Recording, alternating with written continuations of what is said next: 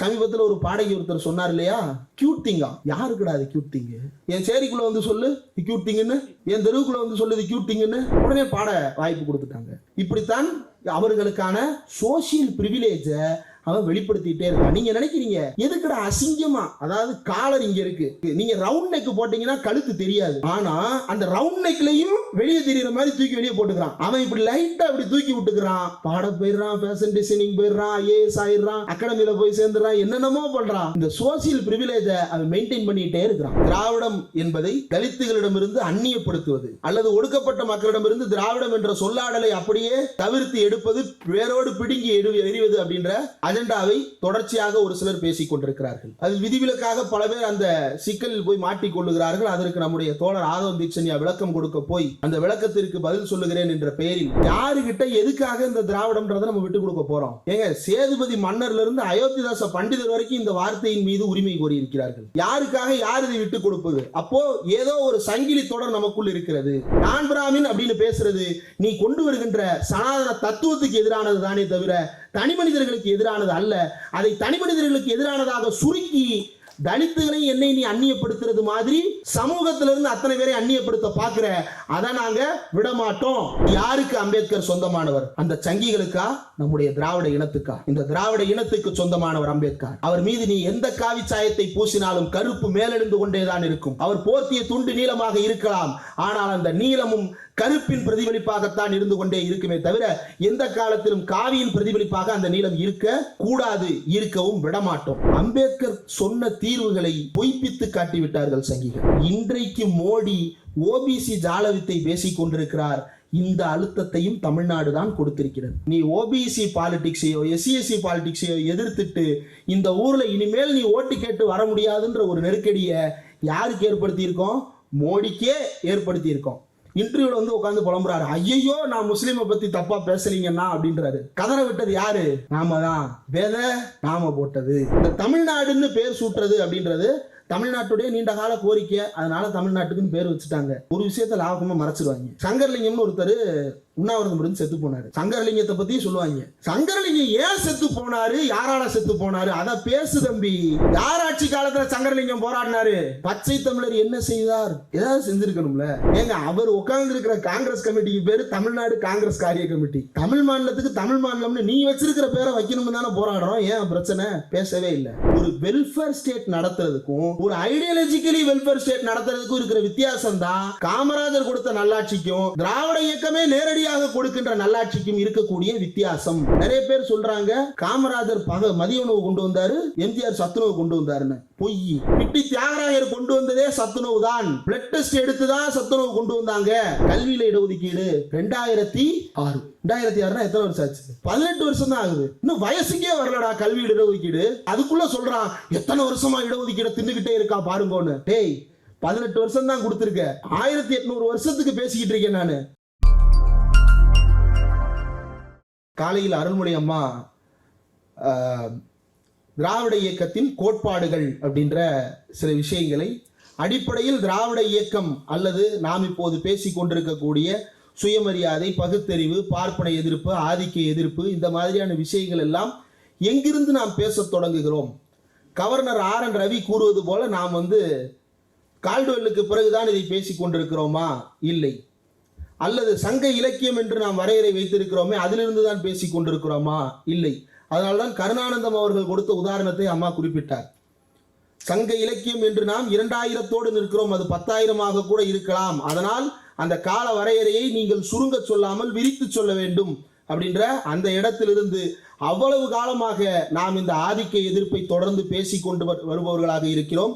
இந்த ஆதிக்கத்திற்கு எதிரான மரபுடையவர்களாக இருக்கிறோம். பெரியாரிடம் பாலஸ்தீன் பற்றி பேச்சு.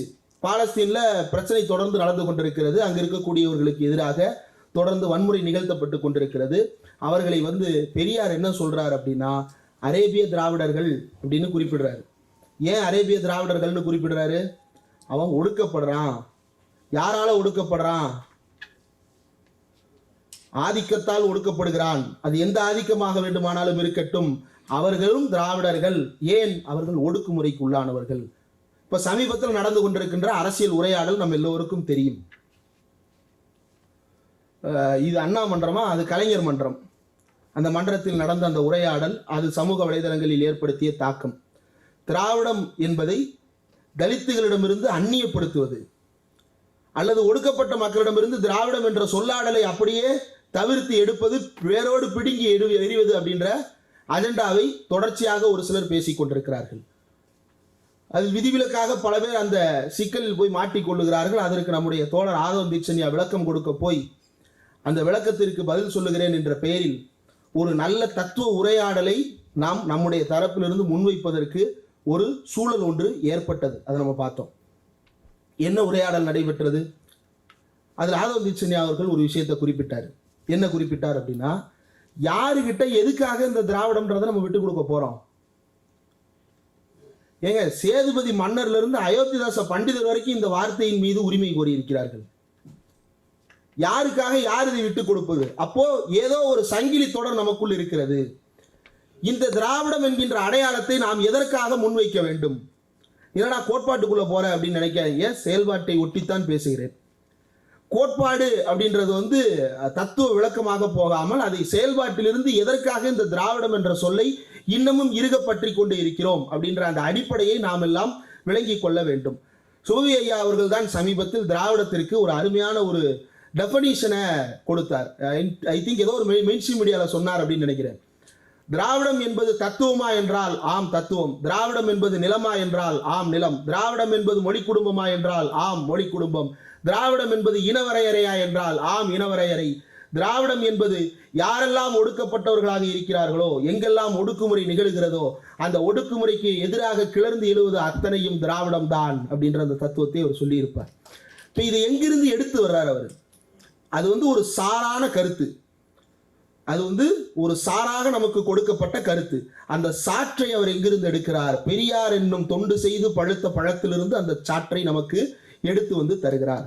அந்த சாற்றினை அனைவரும் பருக வேண்டும் அப்படின்றதுதான் நாம் விரும்புவது. தமிழர்களாகிய நாம் மட்டுமா? மலையாளிகளாகிய கேரளாக்காரர்கள் மட்டுமா? தெலுங்கர்களாகிய ஆந்திராவும் தெலுங்கானாவும் மட்டுமா? கன்னடர்களாகிய கர்நாடகா மட்டுமா? இல்லை. இந்தியாவில் இன்றைக்கு இந்தியா என்கின்ற 1947க்கு பிறகான வரையறைக்கு கீழ் வாழ்ந்து கொண்டிருக்கும் அத்தனை பேரும் இதனை பருக வேண்டும் என்று நாம் விரும்பிக் கொண்டிருக்கிறோம். காலையில் அம்மா குறிப்பிட்டார்கள் ஒரு அமுத சுரபி. அமுத சுரபி அவருடைய பேர் என்ன? ஆபுத்திரனிடமிருந்து மணிமேகலைக்கு வருகிறது இல்லையா? ஆபுத்திரன் அனைவருக்கும் உணவு வழங்க நினைக்கிறார். ஆபுத்திரன் வீழ்த்தப்பட்டார். ஆனால் இங்கு வீழ்த்தப்படாத ஒரு ஆபுத்திரன் இருந்தார். அவர்தான் பெரியார். அவர் கையில் இருந்த அமுத சுரபி இன்றைக்கும் கைமாறி அண்ணாவிடம், கலைஞரிடம், ஸ்டாலினிடம், நாளை இந்தியாவில் இருக்கக்கூடிய யாரெல்லாம் பிற்படுத்தப்பட்டோருக்கான போராட்டத்தை முன்னெடுக்கிறார்களோ அவர்கள் அத்தனை பேரின் கையிலும் அந்த அமுத சுரபி ஆகிய திராவிட தத்துவத்தின் சாற்றினை மக்களுக்கு வழங்கக்கூடிய பணி என்பது தொடர்ந்து நடைபெற்று கொண்டே இருக்கும். காரணம் எதனால அப்படின்னா, ஒரு பிரேக்கிங்கான ஒரு விஷயத்தை சொல்லிட்டு நான் மேட்டருக்குள்ள வந்துடுறேன். திராவிடம் ஏன் இன்றைக்கும் ரெலவெண்டா இருக்கு அப்படின்னா, திராவிடம் முன்வைத்த தத்துவ தீர்வுகள் இருக்கு இல்லையா? இந்த தீர்வுகளை யாராலும் மறுக்க முடியல. அம்பேத்கர் சொன்ன தீர்வுகளை பொய்ப்பித்து காட்டிவிட்டார்கள் சங்கிகள். அம்பேத்கர் பொய்ப்பிக்கப்பட்டு விட்டார். அம்பேத்கரினுடைய தத்துவம் என்பது இரலவெண்டா, அம்பேத்கர் சொன்ன ஒரு கருத்தை இரலவெண்டா இருக்கு அப்படின்றத சொல்றது வேதனைக்குரிய ஒரு விஷயம். இதுலன்னா உனக்கு பெருமை சிலர் கேட்கலாம். இல்லை, அது நான் வேதனையோடு தான் சொல்லுகிறேன். அம்பேத்கர் ஒன்றுபட்ட இந்தியாவை விரும்பினார். ஏன் விரும்பினார்? ஒடுக்கப்பட்டவர்களுக்கு எதிராக ஒரு வலிமையான தலைமை இருக்க வேண்டும் என்பதற்காக ஒரு ஒன்றுபட்ட இந்தியா என்ற தத்துவத்தை முன்மொழிந்தார். மொழி ரீதியாக எங்கெங்கும் தனிப்பட்ட முறையில் தாக்குதல் நடந்துவிடக் கூடாது என்பதற்காக ஒரு ஒரே மொழி என்பதை கூட சில நேரங்களில் ஆதரித்தது உண்டு. கூடுதலாக ஒரு விஷயத்தை சொல்லுகிறேன். ஆந்திரா பில் அப்படின்னு ஒரு மசோதா, ஆந்திரா மசோதா தாக்கலான போது அம்பேத்கர் ஆளுநருக்கு அதிகாரம் வேண்டும் என்று கோரினார். என்ன அதிகாரம்? சிறுபான்மையினரின் நலன் குறித்து முடிவெடுக்கின்ற அதிகாரத்தை ஆளுநரிடம் விட்டுவிடுங்கள். ஏன் அப்படின்றாருன்னா, நீங்க சட்டமன்றத்தில் எல்லாரும் உள்ள உட்கார்ந்துருப்பான். எல்லாரும் உள்ள உட்கார்ந்து இருக்கிற சட்டமன்றத்தை கன்வின்ஸ் பண்றது அப்படின்றது ஒரு ப்ராசஸ். நீங்க சமூகத்தை கன்வின்ஸ் பண்றதுடைய ஒரு சின்ன வடிவம் தான் சட்டமன்றத்தை கன்வின்ஸ் பண்றது. சமூகத்தினுடைய பிரதிபலிப்பு தான் அது. நீங்க ஊருக்குள்ள என்ன சாதி எல்லாம் பாக்குறீங்களோ அதெல்லாம் சட்டமன்றத்துக்குள்ள இருக்கும். ஊருக்குள்ள என்ன பிரச்சனை எல்லாம் பாக்குறீங்களோ அதெல்லாம் சட்டமன்றத்துக்குள்ள இருக்கும். ஊருக்குள்ள என்ன ஒடுக்குமுறை எல்லாம் இருக்கும் அதெல்லாம் கூட சட்டமன்றத்தில் சில நேரங்களில் இருப்பது உண்டு. அப்ப இவ்வளவையும் கன்வின்ஸ் பண்ணி ஒன்று நடக்க முடியாது.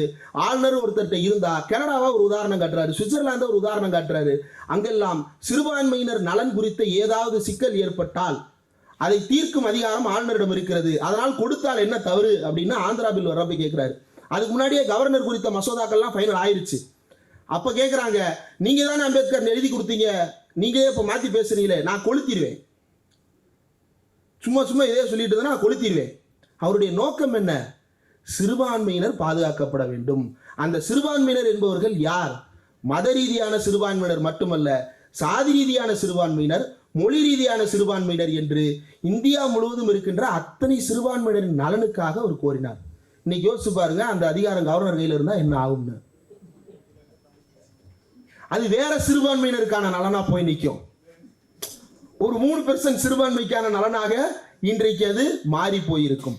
அப்ப அம்பேத்கர் சொன்ன அந்த விஷயத்தை இந்த சங்கி பொய்ப்பித்து காட்டிவிட்டு அந்த அம்பேத்கரை கூட்டி பக்கத்துல நிப்பாட்டி இவர் ஏஆள்னு சொல்றான். எவ்வளவு கொடூர புத்திக்காரனா இருப்பான். அந்த உள்ளடக்கத்தை மொத்தமும் உறிஞ்சி எடுத்து விட்டு வெறும் கூடாக அம்பேத்கரை மாற்றி காட்டுவதில் சங்கிக்கு அப்படி ஒரு ஆனந்தம் இருக்கிறது. மாறாக நாம் அம்பேத்கர் என்ன பிரச்சனைகளுக்காக தீர்வுகளை முன்வைத்தாரோ அந்த பிரச்சனைகளை நாம் தீர்க்க வேண்டும் என்று போராடுகிறோம். யார் அம்பேத்கருக்கு சொந்தமானவர்கள் அல்லது யாருக்கு அம்பேத்கர் சொந்தமானவர்? அந்த சங்கிகளுக்கா, நம்முடைய திராவிட இனத்துக்கா? இந்த திராவிட இனத்துக்கு சொந்தமானவர் அம்பேத்கர். அவர் மீது நீ எந்த காவி சாயத்தை பூசினாலும் கருப்பு மேலெழுந்து கொண்டேதான் இருக்கும். அவர் போர்த்திய துண்டு நீளமாக இருக்கலாம், ஆனால் அந்த நீளமும் கருப்பின் பிரதிபலிப்பாகத்தான் இருந்து கொண்டே இருக்குமே தவிர எந்த காலத்திலும் காவியின் பிரதிபலிப்பாக அந்த நீளம் இருக்க கூடாது, இருக்கவும் விடமாட்டோம். அதில் ஏதாவது பிரச்சனை வந்தால் அம்பேத்கர் என்னுடைய ஆள்தான், அம்பேத்கர் திராவிடத்தை ஆதரித்த ஆள்தான் என்று அம்பேத்கரை என் பக்கத்தில் உட்கார வைத்து முத்தம் கொஞ்சிக் கொண்டே இருப்பேனே தவிர சங்கிக்கு நாம் விட்டுக் கொடுக்க கூடாது. அந்த அம்பேத்கர் எழுதி கொடுத்த அரசியலமைப்பு சட்டத்தை பெரியார் கொளுத்தினார். இது ஒரு முரணாகவே தொடர்ந்து நம்ம பேசுவோம் இல்லையா? இது நமக்குள்ள இந்த முரண் நம்ம உள்ள வச்சிருந்தாலும் நம்ம இதை வெளியே பேசினது கிடையாது. ஆனால் நம்மை நோக்கி வரக்கூடிய விமர்சனங்கள்ல ரொம்ப அடிப்படையாக வரக்கூடிய ஒரு விமர்சனம், அம்பேத்கரை ஏத்துக்கிறேன்னு சொல்ற அந்த அம்பேத்கர் எழுதின சட்டத்தை தானே பெரியார் கொளுத்தினாரு, அதைத்தானே கலைஞர் கொளுத்தினாரு, அப்ப நீ அம்பேத்கரை ஏத்துக்கிறியா அப்படின்னு கேட்கிறாங்க. அம்பேத்கரே சொல்லாத ஒரு விஷயத்தை இவங்க சொல்றாங்க. அதான் பிரச்சனை. அம்பேத்கர் அரசியலமைப்பு சட்டத்தின் முழு பழியையும் தன் மீது சுமத்தி கொள்ளவே இல்லை. இதில் என்னுடைய பங்களிப்பை நான் என்னால் முடிந்த அளவு செய்து விட்டேன், அவ்வளவுதான் அம்பேத்கருடைய ஸ்டாண்ட்.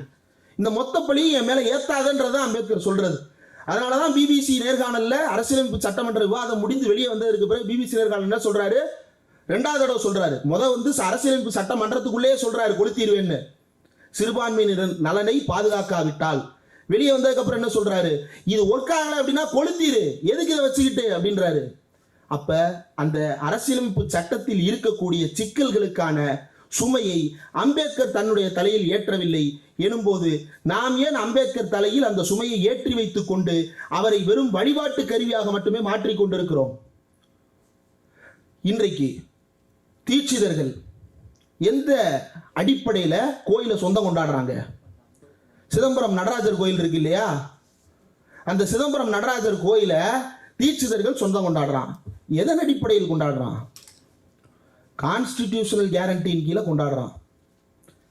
யார் எழுதின கான்ஸ்டிடியூஷன்? அம்பேத்கர் எழுதின கான்ஸ்டிடியூஷன் தானே. அவர் எழுதிய கான்ஸ்டிடியூஷன்ல தலித்துகளை சிற்றம்பல மேடையில் ஏற்றக்கூடாது என்று சொல்லி இருந்தால் அம்பேத்கர் அந்த சரத்தை உள்ளே வைப்பதற்கு ஆதரித்திருப்பாரா, எதிர்த்திருப்பாரா? எதிர்த்திருப்பார் தானே. சத்தமா சொல்லலாம், எதிர்த்திருப்பாரா ஆமோதித்திருப்பாரா? எதிர்த்திருப்பார்ல. அப்போ அம்பேத்கரை விரும்பாத ஒன்றை அரசியலமைப்பு சட்டம் உள்ளே வைத்துக் கொண்டு அர்த்தப்படுத்தி கொண்டிருக்கிறது என்றால் அதை எதிர்க்க வேண்டிய பொறுப்பும் கடமையும் யாருக்கு இருக்கிறது? திராவிடர்களாகிய நமக்கு இருக்கிறது. இந்த மண்ணின் பூர்வ குடிகளாகிய நமக்கு அந்த உரிமை இருக்கிறது. அந்த உரிமையின் அடிப்படையில் நாம் இந்த போராட்டத்தை முன்னெடுத்துக் கொண்டிருக்கிறோம். இன்னும் பல சிக்கல்கள் இந்த அரசியலமைப்பு சட்டத்திலிருந்து கிடைத்துக் கொண்டே இருக்கின்றன.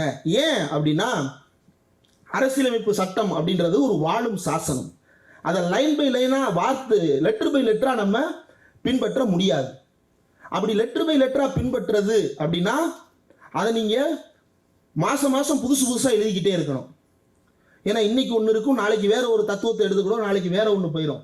அப்ப இன்டர்பிரட்டிங் ஸ்கோப் உள்ள இருக்கணும். உலகத்தில் இருக்கக்கூடிய எந்த சாசனம்னாலும் எடுத்துங்க, அரசியலமைப்பு சட்டத்தை வேண்டுமானாலும் எடுத்து பாருங்கள், இன்டர்பிரட் பண்ணிட்டே இருப்பாங்க. ஒரு சோசியலிஸ்டினுடைய இன்டர்பிரட் ஒன்னா இருக்கும், ஒரு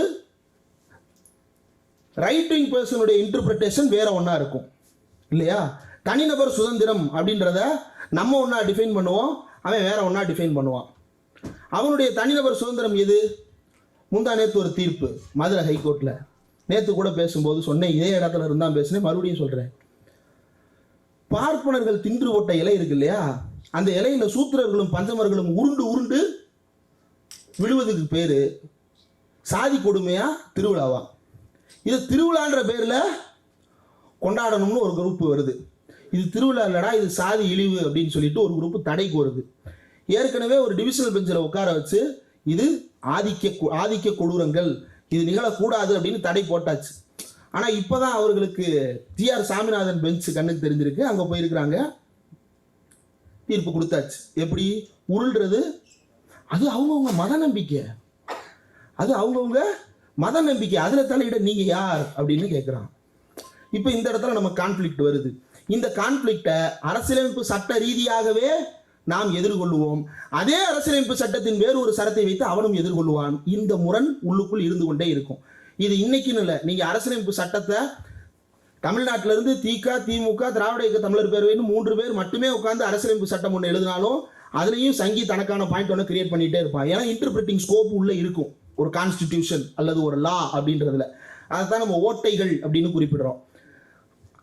நம்முடைய பாயிண்ட் அவன் சாதகமாக பயன்படுத்தினா அது நமக்கு ஓட்டை, அவன் பாயிண்ட் நமக்கு சாதகமாக பயன்படுத்தினா அது அவனுக்கு ஓட்டை. இதுதான் அரசியல் சட்டத்தில் இருக்கக்கூடிய ஓட்டை அப்படின்னு நம்ம பேசிக்கொண்டே இருப்பது.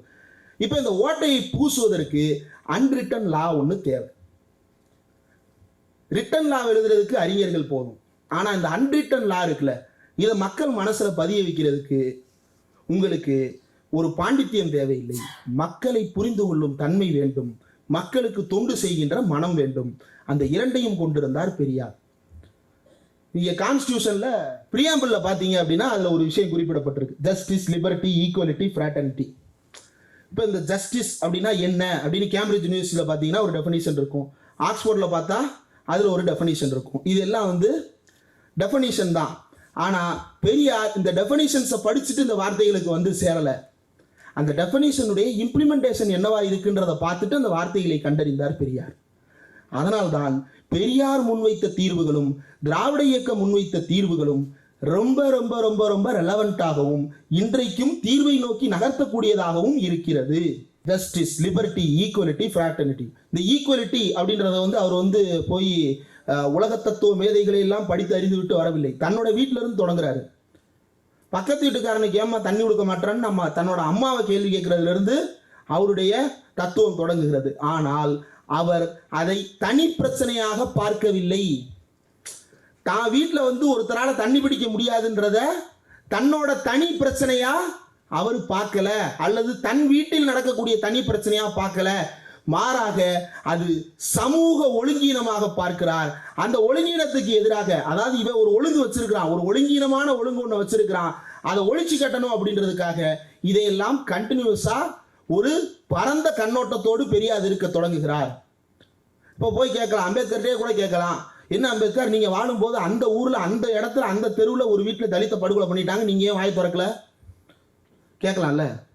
அவருக்கு அது கண்ணுக்கு வந்திருக்காது, அல்லது வந்திருந்தாலும் அந்த சூழல்ல அவர் அதை பேசியிருக்க வாய்ப்பு இல்லாமல் இருந்திருக்கும், அல்லது வேற ஒரு இடத்துல பேசியிருப்பாரு, அது இவங்களுக்கு தெரியாமல் இருந்திருக்கும். அதுக்காக அம்பேத்கர் தலித் விரோதியா? அம்பேத்கர் கூவர் சூத்ராஸ் என்ற தன்னுடைய புத்தகத்தை ஒரு சூத்திரருக்கு சமர்ப்பித்தார். யாருக்கு? ஜோதிராவ் பூலேவுக்கு சமர்ப்பித்தார். The greatest Sudra ever lived in the greatest subcontinent of India என்று அந்த புத்தகத்தை ஒரு சூத்திரருக்கு சமர்ப்பித்தார். ஆனால் இன்றைக்கு பேசுகிறார்கள், மேலிருந்தும் பேசுகிறான் ஒருவன், சூத்திர பெரியார்,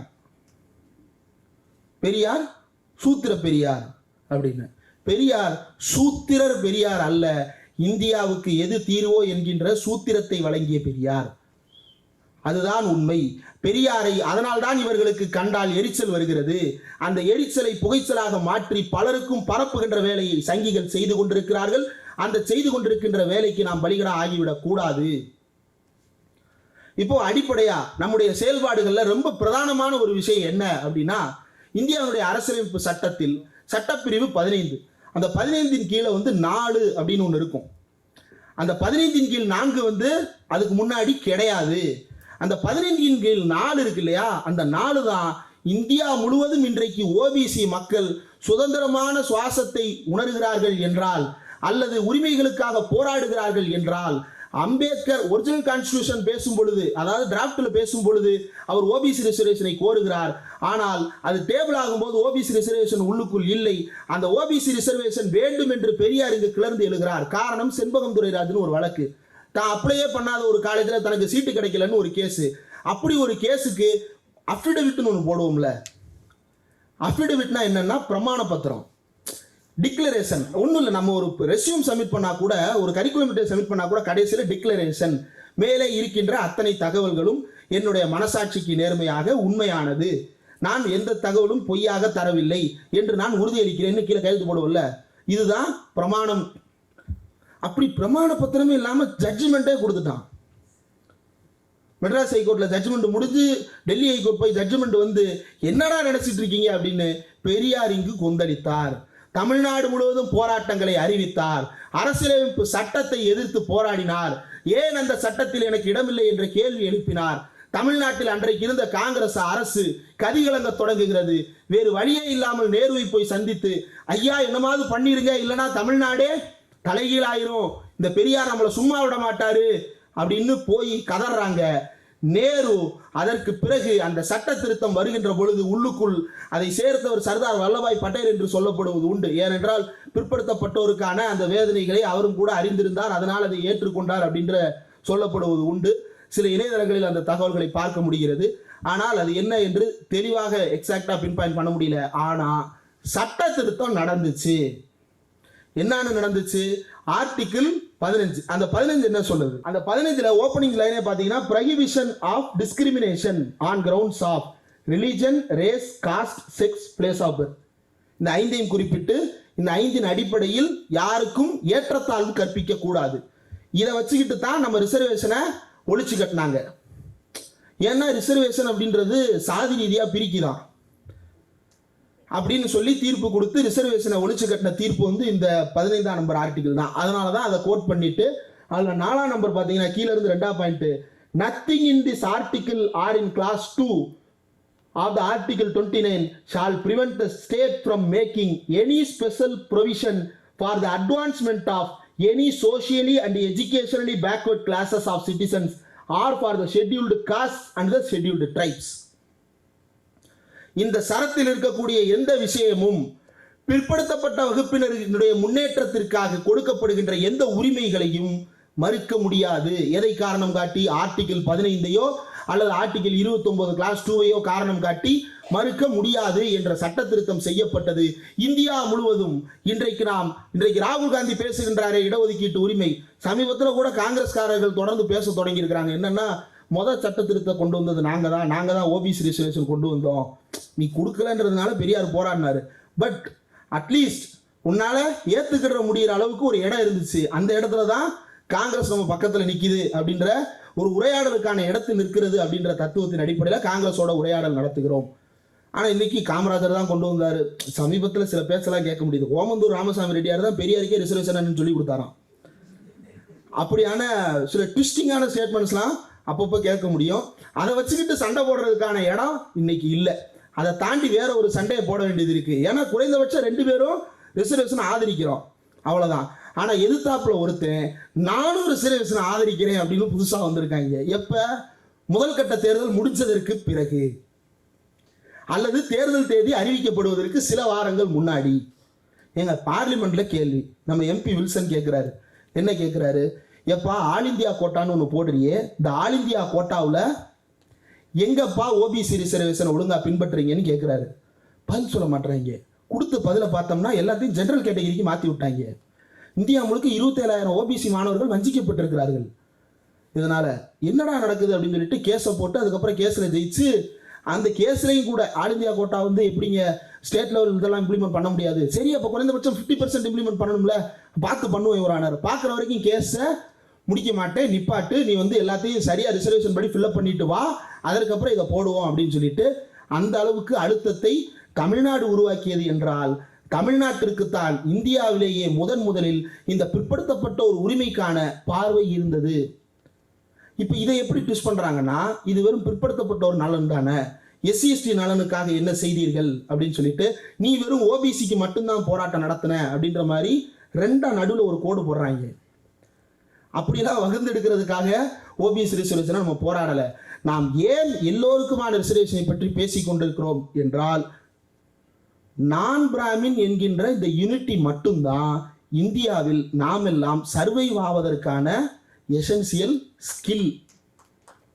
நான் பிராமின் சென்ஸ் மட்டும்தான் நமக்கான சர்வைவல் ஸ்கில். இல்லைன்னா ஒன்றும் நடக்காது. என்ன நடக்கும்? இப்போ வந்து ஏன் இஸ்லாமியர்களை பூரா தனியாக நிப்பாட்டி பேசுகிறான்? நான் பிராமின் அப்படின்ற அந்த கன்சென்ஸுக்குள்ள முஸ்லீம் வந்துடக்கூடாது, நான் பிராமின் அப்படின்ற அந்த கன்சென்ஸுக்குள்ள கிறிஸ்டியானிட்டி வரக்கூடாது, புத்திஸ்ட் வரக்கூடாது, தலித்து வரக்கூடாது. நான் பிராமின் அப்படின்னா நடுவில் இருக்கிற ஓபிசி அப்படின்னு ரவுண்ட் அடிக்கிற வேலையை பார்க்குறானுங்க. இந்த வேலையை தான் நாம அடிப்படையில் எதிர்க்க வேண்டும். அப்ப இந்த ரவுண்டு எல்லாருக்குமான ரவுண்டு அப்படின்றதுனால தான் நாம சிறுபான்மையினர், ஒடுக்கப்பட்டோர், பிற்படுத்தப்பட்டோர் என்று அத்தனை பேரையும் இந்த நான் பிராமின் அப்படின்ற அந்த ரவுண்டுக்குள்ள பெரியார் பாதுகாக்க வேண்டும் என்று நினைத்தால், அவர் கட்டிய அந்த பிராமணர் அல்லாதார் குடிசையை கொளுத்த வேண்டும் என்று பார்க்கிறார்கள். அதை கொளுத்த நாம் அனுமதிக்க கூடாது. ஒவ்வொரு முறையும் நாம் அதற்கு எதிராக ஒரு செயல்பாட்டை முன்னெடுத்து கொண்டே இருக்க வேண்டும். சரி, பெரியார் அவர் இருந்த காலத்தில் ஒரு சட்ட திருத்தத்தை முன்னெடுத்துட்டாரு. எதை? ஆர்டிகல் 15 திருத்திட்டாரு. ஒரே ஒரு சட்ட திருத்தம் தான். இந்தியாவுக்கே விடிவு காலம் பிறந்து விட்டது. கற்பூரி தாக்கூருக்கு கொடுத்தாங்க இல்லையா சமீபத்தில் பாரத ரத்னா? பீகாரினுடைய முன்னாள் முதலமைச்சர் கற்பூரி தாக்கூர்ன்றவருக்கு சமீபத்தில் பாரத ரத்னா கொடுத்தாரு. யாரு? பிரதமர் நரேந்திர மோடி. அந்த கற்பூரி தாக்கூர் பீகாரில் முதல்ல வகுப்புவாரி உரிமையை கொண்டு வர்றாரு. அங்க ரிசர்வேஷன் பாலிசியை கொண்டு வர்றாரு, இடஒதுக்கீட்டு உரிமைகளை. அதனால அவருக்கு அதை கொடுத்தாங்க, அந்த அவார்டு கொடுத்தாங்க. எதனால அவரால் கொண்டு வர முடிஞ்சது? இந்த ஆர்டிகல் 15 கீழே 4 வந்து திருத்தப்பட்டு உள்ள சேர்க்கப்பட்டதன் காரணமாகத்தான் அந்த உரிமை அங்கு பேச முடிந்தது. இப்படி பெரியார் இங்கிருந்து கிளப்பிய ஒரு சிறு பொறி ஒரு பெரிய மாற்றத்தை அங்கு ஏற்படுத்தி இருக்கிறது. இதனை நேரு அங்கீகரித்திருக்கிறார். இந்த சட்ட திருத்தம் ஏன் மேற்கொள்ளப்பட்டது என்று இதே மே மாதம் 29ஆம் தேதி, இது 19, 10 நாள்ல வந்து இந்த இந்த இந்த சட்ட திருத்தம் கொண்டு வரப்பட்ட 73வது நிறைவு ஆண்டு. நாம் அதெல்லாம் கொண்டாடணும். அப்பதான் வந்து திரும்ப நமக்கு அது உரைச்சிக்கிட்டே இருக்கும். இல்லைன்னா அந்த காரத்தை நம்ம மறந்துடுறோம்ல. அப்போ திரும்ப ஏதோ ஒன்றின் பெயரால் இதை நாம் நினைவுபடுத்தி கொண்டே இருக்க வேண்டும். 29 மே மாதம் 1951 இந்த திருத்தம் மேற்கொள்ளப்பட்டது. அந்த திருத்தம் மேற்கொள்ளப்படும் பொழுது நான் இது எதனால் செய்யப்பட்டது என்பதை மறைக்க விரும்பவில்லை. தமிழ்நாட்டிலிருந்து ஒரு பெரிய புரட்சி தீ கிளம்பி இருக்கிறது. அங்கு இருக்கக்கூடிய இடஒதுக்கீடு உரிமையை மறுத்த காரணத்தால் அது அரசியலமைப்பு சட்டத்துக்கு முரணானது என்று கூறி நீதிமன்றம் அதை மறுத்திருக்கிறது. அதை சரி செய்வதற்காக தமிழ்நாடு போராடி கொண்டிருக்கிறது. அதனால் இந்த சட்ட திருத்தத்தை நான் கொண்டு வருகிறேன். இது நேரு சொன்னது. சொல்ல வேண்டிய நெருக்கடியை தமிழ்நாடு அன்றைக்கு கொடுத்தது. இன்றைக்கு மோடி ஓபிசி ஜாலவித்தை பேசிக் கொண்டிருக்கிறார். இந்த அழுத்தத்தையும் தமிழ்நாடு தான் கொடுத்திருக்கிறது. நீ ஓபிசி பாலிடிக்ஸையோ SC/ST பாலிடிக்ஸையோ எதிர்த்துட்டு இந்த ஊர்ல இனிமேல் நீ ஓட்டு கேட்டு வர முடியாதுன்ற ஒரு நெருக்கடியை யாருக்கு ஏற்படுத்தியிருக்கோம்? மோடிக்கே ஏற்படுத்தியிருக்கோம். இன்டர்வியூல வந்து உட்காந்து புலம்புறாரு, ஐயோ நான் முஸ்லீமை பத்தி தப்பா பேசலீங்கன்னா அப்படின்றாரு. கதற விட்டது யாரு? நாம தான். வேத நாம போட்டது. இதெல்லாம் நாம் பெருமை கொள்ள வேண்டும். அப்போ இது பெரியாரோடு முடிந்து விட்டது. அதற்கடுத்து ஒரு விமர்சனம் வந்துருது. பெரியார் இதெல்லாம் பண்ணிட்டாரு, பெரியாருக்கு அப்புறம் வந்த யாருமே இதை உருப்படியாக செய்யவில்லை, பெரியாருக்கு பிறகு வந்து எல்லாருமே சமரசம் செய்து விட்டார்கள் அப்படின்னு ஒரு இது. சமீபத்தில் இதே அரங்கத்தில் தீஸ்தா சதல்வாத் அவர்கள் வந்து பேசியிருந்தார். அவரோடு கடந்த சில மாதங்களாக நாம் தொடர்ந்து உரையாடி கொண்டிருக்கிறோம். அகில இந்திய அரசியல் குறித்தும், தமிழ்நாட்டின் அரசியல் குறித்தும், அவர்களுடைய மகாராஷ்டிராவின் அரசியல் குறித்தும், குஜராத்தின் அரசியல் குறித்தும் தொடர்ச்சியாக நாம் அவரோடு பேசிக் கொண்டிருக்கிறோம். தமிழ்நாட்டில் இருந்து இந்த நெருப்பு எப்படி தொடர்ந்து பற்றி கொண்டே இருக்கிறது என்கின்ற புரிதலை வடக்குக்கு நாம் இப்போது காண்பிக்க தொடங்கி இருக்கிறோம். அதனால்தான் அவர் வந்து இங்கு சொன்னார், தெற்கிடமிருந்து வடக்கு இப்போது கற்றுக்கொள்ள தொடங்கி இருக்கிறது என்று சொன்னார். அப்படி சொன்னதற்கு காரணம், நாம் அந்த பெரியார் பற்ற வைத்த நெருப்பை அணையாமல் இன்றைக்கும் எரிய வைத்துக் கொண்டே இருக்கிறோம் என்கின்ற காரணத்தால் தான். எரிய வைத்துக் கொண்டிருப்பது யார்? சட்டங்களின் மூலமாக அரசுகளும் போராட்டங்களின் மூலமாக மக்களும் அரசு சட்டத்தை போட்டே ஆக வேண்டும் என்கின்ற அழுத்தத்தின் மூலமாக இயக்கங்களும் தொடர்ந்து இந்த நெருப்பை பாதுகாத்துக் கொண்டே வருகிறோம். இந்த பாதுகாக்கப்பட்ட நெருப்பு அணைக்கப்பட வேண்டும் என்று விரும்புகிறார்கள். அதை அணைய நாம் அனுமதிக்க கூடாது. அப்போ இது திருத்தம் எல்லாம் மேற்கொள்ளப்பட்டு விட்டது. அண்ணா வருகிறார், அதற்கு பிறகு கலைஞர் வருகிறார், அதற்கு பிறகு ஸ்டாலின் வருகிறார். இப்போதும் கூட வந்து மீண்டும், அதாவது பெரியார் போயிட்டாரு, இதுக்கு மேல இந்த இந்து துவா அப்படின்றத எதிர்ப்பது அப்படின்றது குறித்து தீவிரமா பேச மாட்டாங்கன்னு நினைக்கும் போது படார்னு ஒரு அடி, சனாதனம் அப்படின்ற ஒரு அடி, சனாதனத்துக்கு போட்டு ஒரு அடி. அதுக்கப்புறம் ஆராசா அவர்கள் பேசுறாரு, அதுவும் சர்ச்சையாகுது.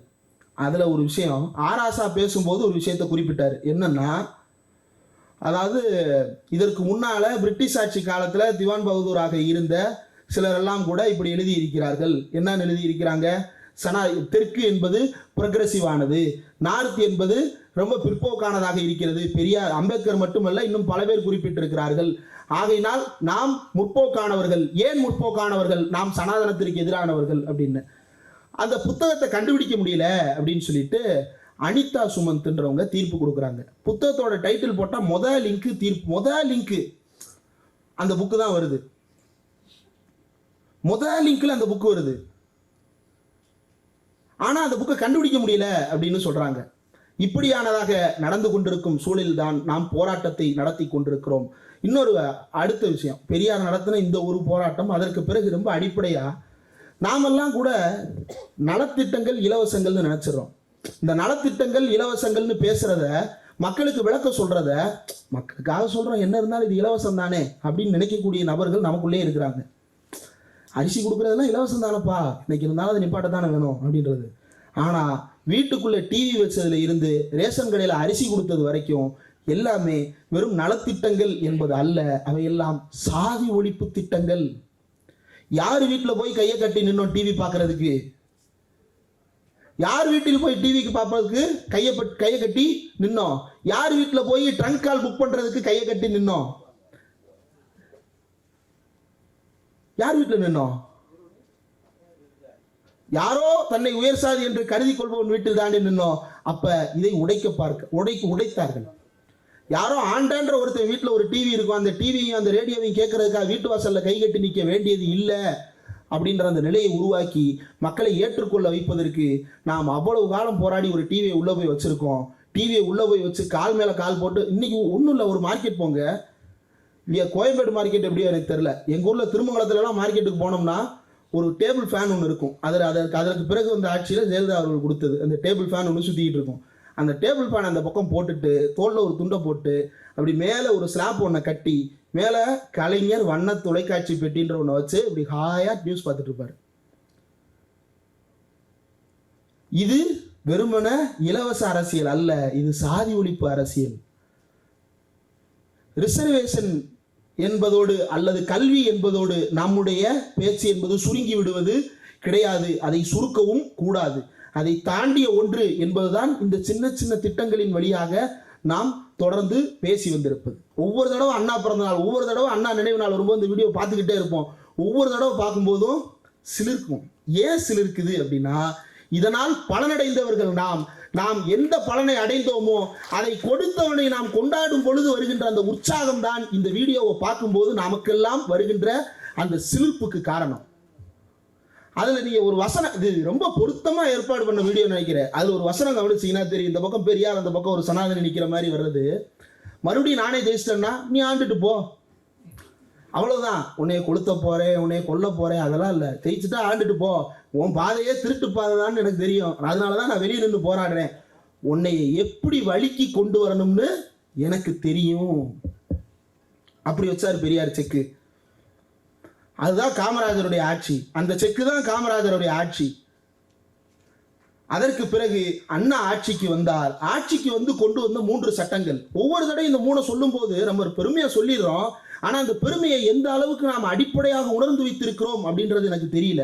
ஏன்னா அந்த சுயமரியாதை திருமண சட்டம்ன்றது இருக்கு இல்லையா, இந்த சுயமரியாதை திருமண சட்டத்தின் கீழே இன்றைக்கு திருமணம் செய்வதற்கு இந்தியா முழுவதும் போராட்டம் நடந்து கொண்டிருக்கிறது. முந்தா நேற்று வந்து ராகுல் காந்தி சொல்றாரு, என்ன சொல்றாரு, நான் இனிமேல் அதாவது தனிப்பட்ட விவகாரங்களில், திருமணம், காதல் உள்ளிட்ட தனிப்பட்ட விவகாரங்களில் தலையிடாது எங்களுடைய அரசு அப்படின்றாரு. எத்தனை வருஷம் கழிச்சு? 1967 சொன்னோம்டா, 2024 ஆச்சு நீ இதை சொல்றதுக்கு. இப்ப சமீபத்தில் ஒரு தீர்ப்பு ஒன்று வந்துச்சு. தீர்ப்பை கொடுத்தவர் ஒரு பெண் நீதிபதி.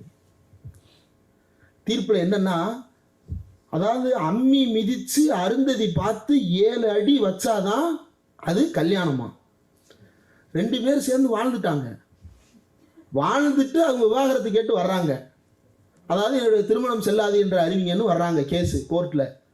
வந்தா என்ன சொல்லுது, நீ திருமணமே பண்ணிக்கலாங்குது. என்னங்க சொல்றீங்க திருமணமே பண்ணிக்கல? ஆமா, நீங்க எப்படி திருமணம் பண்ணிக்கிட்டீங்க? உற்றார் உறவினர் முன்னிலையில மாலை மாற்றி திருமணம் பண்ணிக்கிட்டோங்க, இது செல்லாது.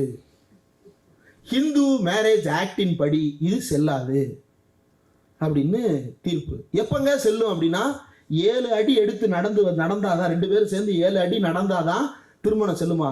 ஏம்மா 5 வருஷம் வாழ்ந்த வாழ்க்கையில செல்லாதது 7 அடியில செல்லும்னா என்னம்மா அர்த்தம்? அது அவங்க வாழ்ந்த வாழ்க்கைக்கு அர்த்தம் இல்லையா, அந்த சடங்கு தான் அர்த்தப்படுத்துதான் திருமணத்தை. இதை உடைச்சது யாரு? தமிழ்நாட்டில் யாராவது அன்னைக்கு கேட்டோமாங்க? சமூகத்தில் எவனா கவலைப்பட்டிருப்பான்? இந்த சுயமரியாதை திருமண சட்டத்தால அண்ணாவுக்கு தொகுதிக்கு 10,000 ஓட்டு கிடைக்குன்னு சொல்லுங்க. கிடைக்காது. தொகுதிக்கு 2-3 ஓட்டு கிடைக்கும். சுயமரியாதைனா என்ன, இதன் மூலமா நம்ம திருமணம் பண்ணிக்கிறதுனா என்னன்னு தெரிஞ்சுக்கிட்ட தொகுதிக்கு 2 குடும்பத்து ஓட்டு கிடைக்குமே தவிர வேற எந்த பிரயோஜனமும் கிடையாது. ஆனாலும் அண்ணா கொண்டு வந்தார் சுயமரியாதை திருமண சட்டம் என்று. அப்ப வெறும் ஆட்சியில் இருக்க வேண்டும் என்பதற்காக, தேர்தலில் ஜெயிக்க வேண்டும் என்பதற்காக கொண்டு வரப்பட்ட சட்டங்கள் அல்ல இவை. இருமொழி கொள்கை என்னத்துக்குங்க பிரச்சனை? அன்னைக்கு இருந்த தமிழ்நாட்டோட லிட்ரஸி ரேட் என்னங்க? எப்ப 1938 ராஜாஜி ஆட்சி காலத்துல தமிழ்நாட்டோட லிட்ரஸி ரேட் என்ன? என்னவோ இருந்துட்டு போகுது, கண்டிப்பா 50 கீழே தானே. 50% மேல படிப்பறிவு உள்ள குரூப் தான். அது யாரு? தெரிஞ்ச குரூப். அப்ப பெரும்பான்மை படிக்காத ஊர். இந்த ஊர்ல போய் மும்மொழி கொள்கை நல்லதுன்னு பிரச்சாரம் பண்றது ஈஸியா, ஹிந்தி படிக்க கூடாதுன்னு பிரச்சாரம் பண்றது ஈஸியா? மும்மொழி கொள்கை நல்லதுன்னு பிரச்சாரம் பண்றது ரொம்ப ஈஸி. ஏன்னா உன்னை செய்யின்னு சொல்றது ரொம்ப ஈஸியா போய் சொல்லிட முடியும். இதை செய்யாத அப்படின்னா ஏன் செய்யக்கூடாதுன்னு வருவான். இல்லப்பா இதை கொளுத்தாதப்பா, இது உயிரோட இருக்கு, ஏன் கொளுத்தி பார்த்தா தான் என்ன அப்படின்னு வம்புழுப்பாங்க நம்ம ஊர்ல. இப்படி வம்புழுக்கிற குரூப்புக்கு மத்தியில போய் 3வது லாங்குவேஜ் ஒன்று படிக்காத அப்படின்றத சொல்லி புரிய வச்சு அந்த ஊர் அதுக்கு ஒத்துக்கிட்டு போராட்டம் நடத்தி 38ஓட நிக்காம 38ல் தொடங்கின போராட்டம் 68ல் வந்து முடியுது.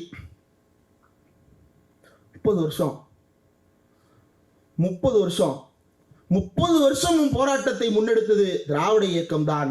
30 வருட போராட்டத்திலும் தன்னுடைய நிலைப்பாட்டை மாறாமல் இருந்தது பேரறிஞர் அண்ணா தான். அதனால்தான் அவர் கொண்டு வந்தார் சட்டத்தை, இருமொழி கொள்கை என்று. அவர் நினைச்சிருந்தா கண்டுக்காம போயிருக்கலாமே. அன்னைக்கு இருந்த லிட்ரஸி ரேட்டுக்கு மக்கள் படிப்பறிவு இல்லாதவர்கள், நான் அவர்களை ஏமாற்றிக் கொள்ளலாம், பேச்சால் மயக்கக்கூடியவர்கள் திராவிட இயக்கம் சொல்றாங்கல்ல, அவங்க நினைச்சிருந்தா பொய் சொல்லிட்டு போயிருக்கலாம்ல, அதெல்லாம் ஒன்றும் பிரச்சனை இல்லைப்பான்னு சொல்லிட்டு போயிருக்கலாம்ல. செய்யலையே, மாறாக வேலை செஞ்சு காட்டினாங்கல்ல. அதுதான் அடுத்து தமிழ்நாடுன்னு பேர் சூட்டுறது. இந்த தமிழ்நாடுன்னு பேர் சூட்டுறது அப்படின்றது தமிழ்நாட்டுடைய நீண்ட கால கோரிக்கை. அதனால தமிழ்நாட்டுக்குன்னு பேர் வச்சுட்டாங்க. ஒரு விஷயத்தை லாபமாக மறைச்சிருவாங்க. சங்கரலிங்கம்னு ஒருத்தர் உண்ணாவிரதம் இருந்து செத்து போனார், அதையும் சொல்லுவாங்க. சங்கரலிங்கத்தை பற்றியும் சொல்லுவாங்க. சங்கரலிங்கம் ஏன் செத்து போனாரு, யாரால செத்து போனாரு, அதை பேசு தம்பி. யார் ஆட்சி காலத்தில் சங்கரலிங்கம் போராடினாரு? பச்சை தமிழர் என்ன செய்தார்? ஏதாவது செஞ்சிருக்கணும்ல. ஏங்க அவர் உட்கார்ந்து இருக்கிற காங்கிரஸ் கமிட்டிக்கு பேரு தமிழ்நாடு காங்கிரஸ் காரிய கமிட்டி. அப்ப இருந்தே தமிழ் மாநில காங்கிரஸ் காரிய கமிட்டி தான் அப்ப இருந்தே. தமிழ் மாநிலத்துக்கு தமிழ் மாநிலம்னு நீ வச்சிருக்கிற பேரை வைக்கணும்னு தானே போராடுறோம். ஏன் பிரச்சனை? பேசவே இல்லை. அப்போ ஒரு வெல்ஃபேர் ஸ்டேட் நடத்துறதுக்கும் ஒரு ஐடியாலஜிக்கலி வெல்ஃபேர் ஸ்டேட் நடத்துறதுக்கும் இருக்கிற வித்தியாசம் தான் காமராஜர் கொடுத்த நல்லாட்சிக்கும் திராவிட இயக்கமே நேரடியாக கொடுக்கின்ற நல்லாட்சிக்கும் இருக்கக்கூடிய வித்தியாசம். அண்ணாவின் ஆட்சிக்கும் காமராஜர் ஆட்சிக்கும் இருக்கக்கூடிய வித்தியாசம் என்ன? காமராஜருக்கு நிச்சயமாக ஒரு நான் பிராமின் சென்ஸ் இருந்திருக்கிறது. அதனால்தான் அவர் உள்ளுக்குள் அவ்வளவு போராட்டங்களுக்கு மத்தியிலும் பிராமண ஆதிக்கத்தை எதிர்த்து அல்லது அங்கிருந்த மேலாதிக்கத்தை எல்லாம் எதிர்த்து அகில இந்திய காங்கிரஸ் கமிட்டி தலைவராக போகும் அளவிற்கு அவருக்கு உள்ளால் வளர முடிந்தது. ஆனால் அந்த ஐடியாலஜியை சப்ளை பண்ண குடவுன் எது, அந்த கன் பவுடர் என்ன அப்படின்னு எடுத்தோம்னா அது பெரியாரும் திராவிட கருத்துக்களும் தான். அந்த பெரியாரும் திராவிட கருத்துக்களும் என்று பற்ற வைத்த அந்த கன் பவுடர் தான் இன்றைக்கும் நம்மளை ப்ரொபல் பண்ணிக்கிட்டே இருக்கக்கூடிய அடிப்படையான விஷயங்கள். இதில் டிவி பற்றி நம்ம பேசுகிறோம். அடுத்து இந்த பகல் உணவு, மதிய உணவு, சத்துணவு, இந்த இதில் வந்து முதல்ல இந்த பகல் உணவு திட்டம் அப்படின்றது எங்கே ஆரம்பிக்குது அப்படின்னா, இங்கே இதே தேனாம்பேட்டையில் வெள்ளாள தேனாம்பேட்டைன்னு ஒரு ஏரியா இருந்தது. பின்னாடி தான் நினைக்கிறேன், இந்த எல்டாம்ஸ் இருந்த ஏரியான்னு தான் நினைக்கிறேன், எல்டாம்ஸ் ரோடு இருக்கிற ஏரியான்னு தான் நினைக்கிறேன், எனக்கு எக்ஸாக்டாக தெரில. வெள்ளாள தேனாம்பேட்டைன்னு பேர். அங்கே வந்து பஞ்சமர் ஆல்காட் பள்ளிகள் அப்படின்னு சொல்லிட்டு ஒரு ஸ்கூல் இருந்திருக்குது. அங்கே வந்து தனிப்பட்ட முறையில் சில பௌத்த ஆர்வலர்களின் மூலமாக அல்லது ஆல்காட் மூலமாக சில நிதியுதவியை பெற்று அங்கிருந்த மாணவர்களுக்கு அயோத்தாச பண்டிதர் உணவு கொடுத்து வந்திருக்கிறார். அதே நேரத்தில் அதற்கு பிறகு இங்கே 1000 விளக்கு பகுதிகளில் அரசாங்க ரீதியாக நம்ம செய்ய தொடங்குறோம். 1000 விளக்கில் முதல்ல வந்து சர்பிட்டி தியாகராயர் சென்னை மேயராக இருந்தபோது கொடுக்கப்பட்ட அந்த சத்துணவு திட்டம் என்பது தனிப்பட்ட நிறுவனமாக அல்ல. நான் தான் மறுபடியும் சொல்றேன், திராவிட இயக்கம் தனித்தனி சிக்கல்களுக்காக போராடுவது கிடையாது. அது என்றைக்கும் ஒரு செக்ட் ஐடென்டிஃபை பண்றது அல்லது ஒரு குழாமை ஐடென்டிஃபை பண்றது, அவங்களுக்கான வளர்ச்சியை பேசுவது அப்படின்றது தான் திராவிட இயக்கம் தொடர்ந்து முன்னெடுத்தது.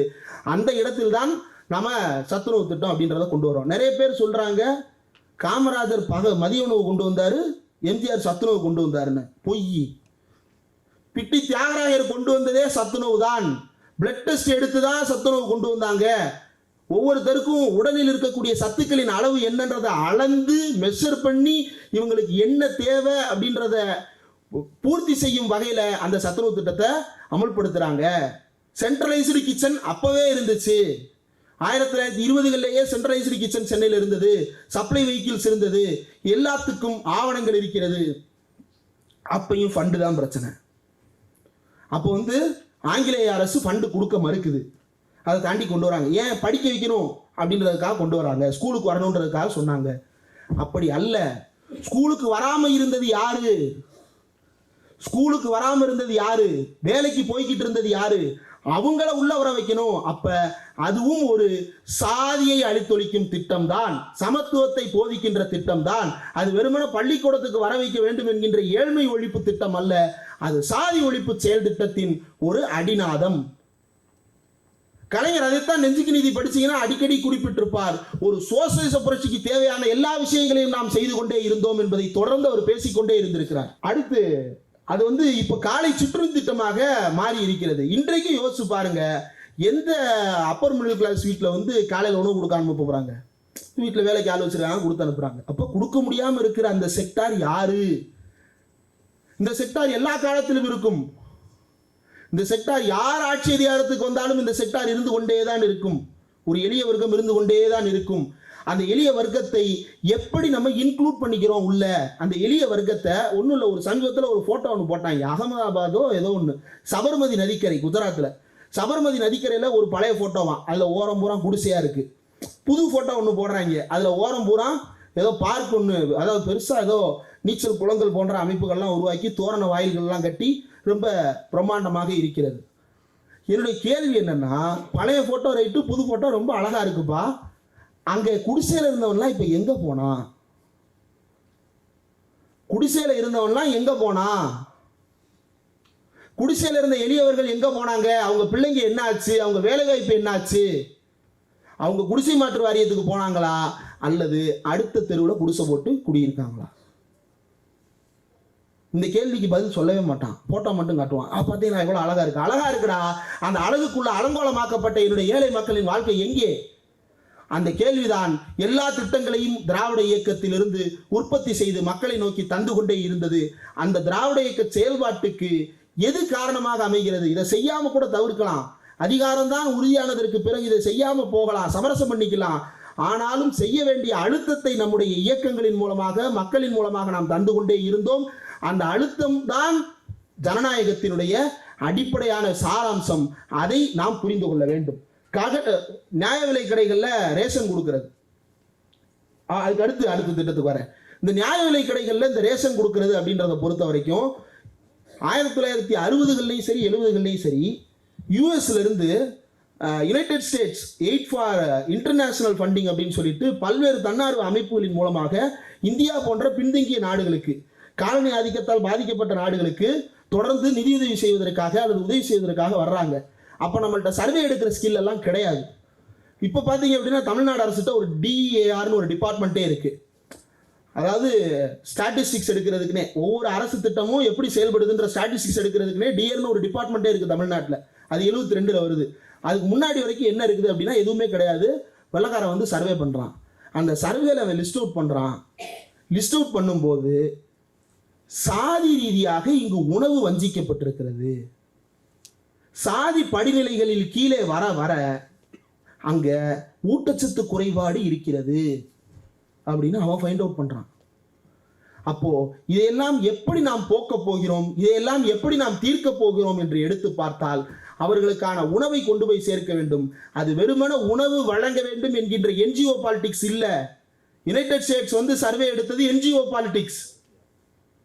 எது ஐடியாவை கொண்டு போய் சேர்த்தது, அவனுக்கு ஏன் உணவு வேணும், அவனுக்கு எதுக்காக அது கொடுக்கப்பட வேண்டும் என்பதை உருவாக்கி தந்தது யார், அந்த தத்துவ அடிப்படை இங்கு போட்டு தந்தது யார்? அது திராவிட இயக்கத்தின் சாதனை. அந்த திராவிட இயக்கத்தின் செயல்பாடு ஒன்னொன்றுக்கு பின்னாடியும் அடிப்படை கோட்பாடாக நாம் வைத்திருந்த விழுமியங்களை நாம் புரிந்து கொண்டால் ஒவ்வொரு திட்டத்தையும் விளங்கிக் கொள்ளலாம். இப்போதும் கூட ஏன் வீடு வீடுக்கு காசு தேவைப்படுகிறது அப்படின்ற இது நீங்க வந்து இன்னைக்கும் கூட இந்தியாவில் இருக்கக்கூடிய எத்தனையோ முற்போக்கு அமைப்புகளுக்கு மத்தியில இன்னைக்கு இருக்கக்கூடிய நியோ லிபரல் எக்கனாமிக் பாலிசிக்கு மத்தியிலேயும் குறைந்தபட்ச கொள்கை உறுதிப்பாட்டோடு செயல்படுகிறது அப்படின்னா அது திராவிட இயக்கத்தை தவிர வேறு யாரையும் கை காட்ட முடியாது. இன்னைக்கு ஒட்டுமொத்தமா முதலாளித்துவம் தான். நீங்க மறுபடியும் போய் சோசியலிச புரட்சி பண்றேன்னு அமைப்பு கட்டி வேலை பார்ப்பது அப்படின்றதெல்லாம் ரொம்ப சாத்தியமில்லாத காரியம். ஏதோ இப்ப நம்ம அரங்க கூட்டங்கள் நடத்துவதற்கான ஒரு வெளி இருக்கிறது. நம்மளே அப்படியே போய் ஒரு வெளியில போய் ஒரு கூட்டம் நடத்துறது அப்படின்னா 1000 பஞ்சாயத்து இருக்கு, அங்க 1000 கண்காணிப்பு இருக்கு. தெரியல இங்கே ஐபி உட்கார்ந்து இருக்காங்களா என்னன்றதுலாம் தெரியல. இந்த மாதிரி அவ்வளவு கண்காணிப்புகளுக்கு மத்தியில தொடர்ந்து அழுத்தங்கள். அப்ப அரசு அப்படின்னா அரசுக்கு எவ்வளவு அழுத்தங்கள் இருந்திருக்கும். அதை தாண்டி ஒரு விஷயத்தை மக்கள் மத்தியில் கொண்டு போய் சேர்த்து கொண்டே இருக்கிறது என்பதுதான் நாம் எல்லாம் அடிப்படையில் விளங்கிக் கொள்ள வேண்டிய தத்துவம். இப்போ இந்த செயல்பாடுகள்ல ரொம்ப முக்கியமாக நாம் கவனிக்க வேண்டியது, திராவிட இயக்கத்தினுடைய வளர்ச்சி போக்கில் நாம் கவனிக்க வேண்டியது என்ன அப்படின்னா, காலத்திற்கு ஏற்றார் போல என்னென்ன மாதிரியான செயல் திட்டம் அப்படின்றது மாறிக்கிட்டே இருக்கலாம். பிச்சைக்காரர் மறுவாழ்வு திட்டத்திலிருந்து புதுமை பெண் திட்டம் வரைக்கும் ஒன்னொன்னும் வெவ்வேறு ஆங்கிள் வெவ்வேறு விஷயங்கள்ல யோசிக்கக்கூடிய இது. ஒன்னொன்னுக்கும் அடிப்படையில் வெவ்வேறு காரணங்கள் இருக்கிறது. அந்தந்த காலகட்டத்தில் அங்கங்கு இருக்கக்கூடிய ஏற்றத்தாழ்வுகளை போக்குவதற்காக தொடர்ந்து ஒரு இயக்கம் பாடுபட்டு கொண்டே இருக்கிறது. இப்போ இதை இன்னும் அதிகப்படுத்த வேண்டும் என்பது எல்லாருக்கும் விருப்பம். இன்னும் தீவிரம் வேணும், இன்னும் தீவிரமா சில விஷயங்களை நம்ம செய்யலாம் அப்படின்றது தேவைப்படுகிறது. அதற்கு முன்னாடி இன்னொரு விஷயம், காலம் எல்லாம் ஒரு குரூப் நான் தலையில இருந்து பிறந்தேன்னு சொல்லிக்கிட்டே இருக்கு. எப்பயுமே சொல்லிட்டே இருக்கான். நீங்க சிரிக்கிறதுக்காகலாம் அவன் சங்கடப்படுறதே இல்லை, திரும்ப திரும்ப சொல்லிக்கிட்டே இருக்கான். ஏன்? தலையில் பிறப்பதால் அவர்களுக்கு என்ன கிடைக்கிறது? என்ன கிடைக்குது? அதை சொல்லிட்டே இருக்கிறதுனால அவனுக்கு என்ன கிடைக்குது?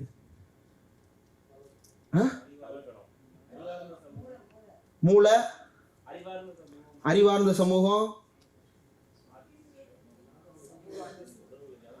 சமூக பண்பாட்டு பொருளாதாரம் என்று அத்தனை இடங்களிலும் நான் முதன்மையானவன் என்பதை பிரதானப்படுத்தி கொண்டே இருப்பதற்காக, அதை அனைவர் மனதிலும் புகுத்தி கொண்டே இருப்பதற்காக தொடர்ந்து செய்து கொண்டே இருக்கிறார்கள். சமீபத்தில் ஒரு பாடகி ஒருத்தர் சொன்னார் இல்லையா, கியூட் திங்கா. யாருக்குடா அது கியூட் திங்கு? வந்து சொல்லு, என் சேரிக்குள்ள வந்து சொல்லு கியூட் திங்குன்னு, என் தெருவுக்குள்ள வந்து சொல்லுது கியூட் திங்குன்னு. கியூட் திங்கா அது? ஆனா சொல்லிக்கிறாங்க கியூட் திங். உடனே பாட வாய்ப்பு கொடுத்துட்டாங்க. இப்படித்தான் அவர்களுக்கான சோசியல் பிரிவிலேஜை அவன் வெளிப்படுத்திட்டே இருக்கான். நீங்க நினைக்கிறீங்க எதுக்குடா அசிங்கமா, அதாவது காலர் இங்க இருக்கு, காலர் இங்க இருக்கு, நீங்க ரவுண்ட் நெக் போட்டீங்கன்னா கழுத்து தெரியாது. ஆனா அந்த ரவுண்ட் நெக்லையும் வெளியே தெரியுற மாதிரி தூக்கி வெளியே போட்டுக்கிறான். ஏன்? பார்க்குற இடத்துல இப்படி அவனா கூட்டு போய் என்னமா கொடுத்துட்டு தானே இருக்கா.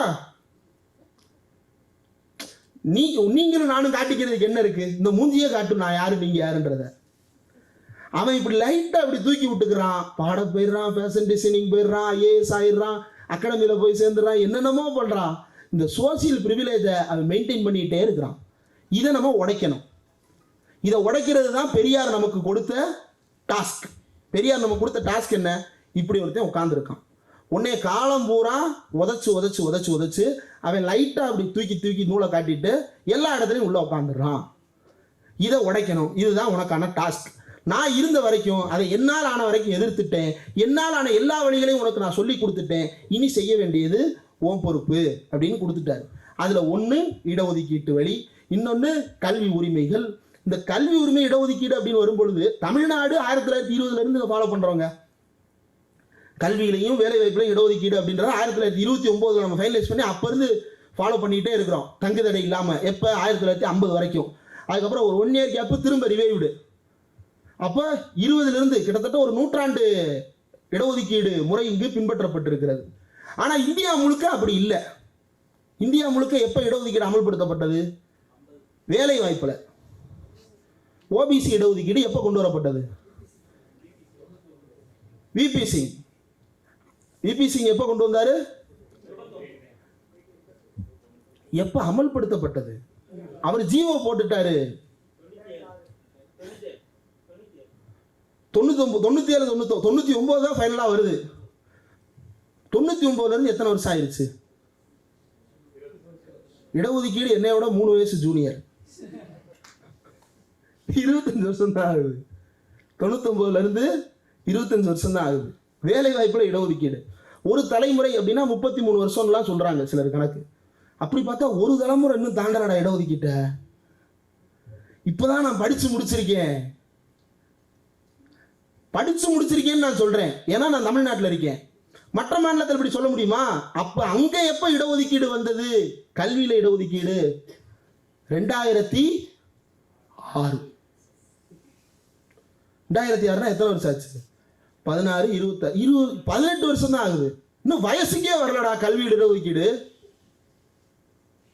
கல்வியில் இடஒதுக்கீடு இன்னும் வயசுக்கே வரல. அதுக்குள்ள சொல்றான் எத்தனை வருஷமா இடஒதுக்கீடு தின்னுகிட்டே இருக்கா பாருங்கன்னு.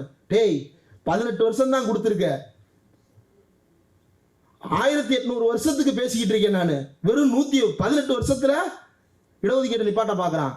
லல்லு பிரசாத் யாதவ்ட்ட முதல்ல இவரு நம்ம விபி சிங் வந்து இடஒதுக்கீடு ஜீவோ போட்ட உடனே லல்லு பிரசாத் யாதவ்ட்ட போய் கேட்குறாங்க. அப்போ அவர் அங்கே பீகாரில் பொறுப்பில் இருக்கிறாரு. அவர்கிட்ட போய் என்னங்கய்யா இடஒதுக்கீடு வந்துருச்சு, இனிமேல் உங்கள் பிரச்சனை எல்லாம் தீர்ந்துருச்சா? என்ன தீர்ந்துருச்சா? இடஒதுக்கீடுன்னு ஒன்று வந்துருச்சு.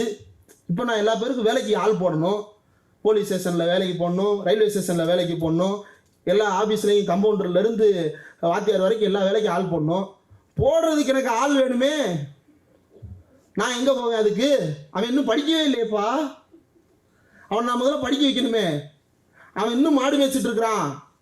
அவர் அதுக்கு ஒரு சொல்யூஷன் ஃபைண்ட் அவுட் பண்ணுறார். மாடு மேய்ச்சிக்கிட்டே இருக்கான். இது எப்போ? நம்ம வந்து 1920 சத்துணவு போட்டு உள்ளே கொண்டு வந்தோம். 1920 சத்துணவு போட்டு நம்ம கொண்டு வர ஆரம்பிச்சிட்டோம். அவர் அதுக்கப்புறம் 1991-92 என்ன செய்கிறார் அப்படின்னா, அங்கே பீகார் முழுக்க பள்ளிக்கூடங்களை திறக்கிறாரு. எப்படி பள்ளிக்கூடம்? அங்கே வந்து நம்ம வந்து ஈஸியாக கிண்டல் பண்ணிடுவாங்க, ரயிலில் மாட்டை ஏற்றுறான்னு. அவன் இருக்கிற ஒரே செல்வம் அதுதான். உங்கள்கிட்ட என்கிட்ட இந்த புத்தகம் செல்வங்களாக குவிந்திருக்கிறது, அள்ளிட்டு போகிறோம். உங்கள்கிட்ட என்கிட்ட வந்து துணிமணிகள் செல்வமாக இருக்குது, குவிச்சிட்டு போகிறோம். அவன் இருக்கிற ஒரே செல்வம் அந்த மாடு தான். நம்ம சீமான் சொல்கிற மாதிரி மாடுதான் ஒரே செல்வம் அவனுக்கு. அதனால அவன் மாட்டோட சுற்றுறான். அவர் என்ன செய்கிறார் அப்படின்னா, மாடு மேய்க்கணும். சரிப்பா, இப்போ நீ மாடு மேய்க்கணும், படிக்கவும் செய்யணும். உன்னை நான் என்ன பண்ணுறது? சரி, நான் ஸ்கூல் கட்டுறேன், கிரவுண்டில் புல்லு கொண்டு வந்து போட்டுறேன். மாட்டை கிரவுண்டில் கட்டு, நீ கிளாஸுக்கு போ. முடிச்சுட்டு போகும்போது புல்லு மேய்ஞ்சு மாடு நிற்கும், கூட்டிகிட்டு வீட்டுக்கு போ. 120 ஸ்கூல் கட்டி இப்படி படிக்க வைக்கிறாரு. அதனால தான் லல்லு பிரசாத் யாதவை என்ன ஊழல்ல தூக்கி உள்ள வச்சான்? மாட்டு தீவன ஊழல்ல உள்ள வச்சான். அதான் இழிவுபடுத்துறானா. நீ எதை செய்தாயோ அதனாலேயே உன்னை இழிவுபடுத்துகிறேன். ஹேமந்த் சோரனுக்கு என்ன கேஸ் போட்டிருக்கான்? டிவி வச்சிருக்கிறாரு, மிக்சி வச்சிருக்கிறாரு, கிரைண்டர் வச்சிருக்கிறாரு, இப்படிலாம் போட்டிருக்கான். அவர் ஊழல் பண்ணி இதெல்லாம் வாங்கிட்டாங்க. இல்லை, டிவி மிக்சி கிரைண்டர் வாங்குறதுக்கே ஊழல் பண்ணணும்னா அப்ப நீ அந்த மாநிலத்தை என்ன நிலைமையிலடா வச்சிருக்க அப்படின்ற கேள்வி நம்ம கேட்கணும்ல. அப்படி அதாவது இழிவுபடுத்துறது.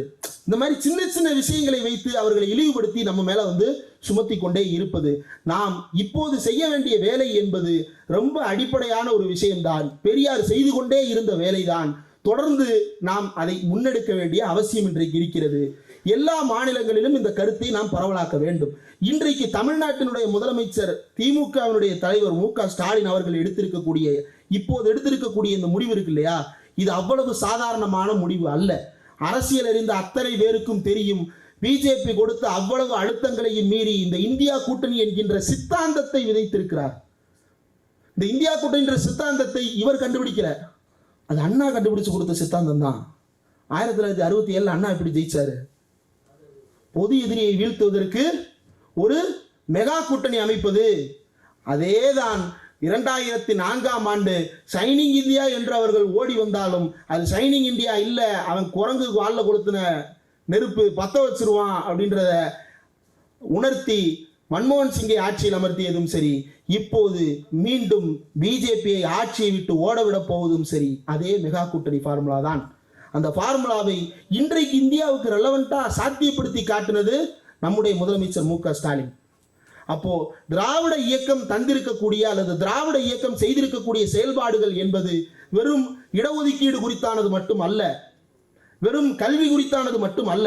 வெறும் கல்வின்னு சொல்லக்கூடாது, அது கல்வியோடு சுருக்கி பார்க்க வேண்டியது அல்ல, அல்லது வெறுமன மகளிர் உதவித்தொகை திட்டங்களோடு சுருக்கி பார்க்க வேண்டியது அல்ல. அது அரசியல் அரங்கத்தில் இன்றைக்கு ஏற்படுத்தி கொண்டிருக்கக்கூடிய தாக்கம் நாம் இந்திய வரலாற்றிலேயே இதுவரைக்கும் காணாத ஒரு மாற்றத்தை இந்தியா முழுவதும் இப்போது காட்டுவதற்கு துணிந்திருக்கிறோம்.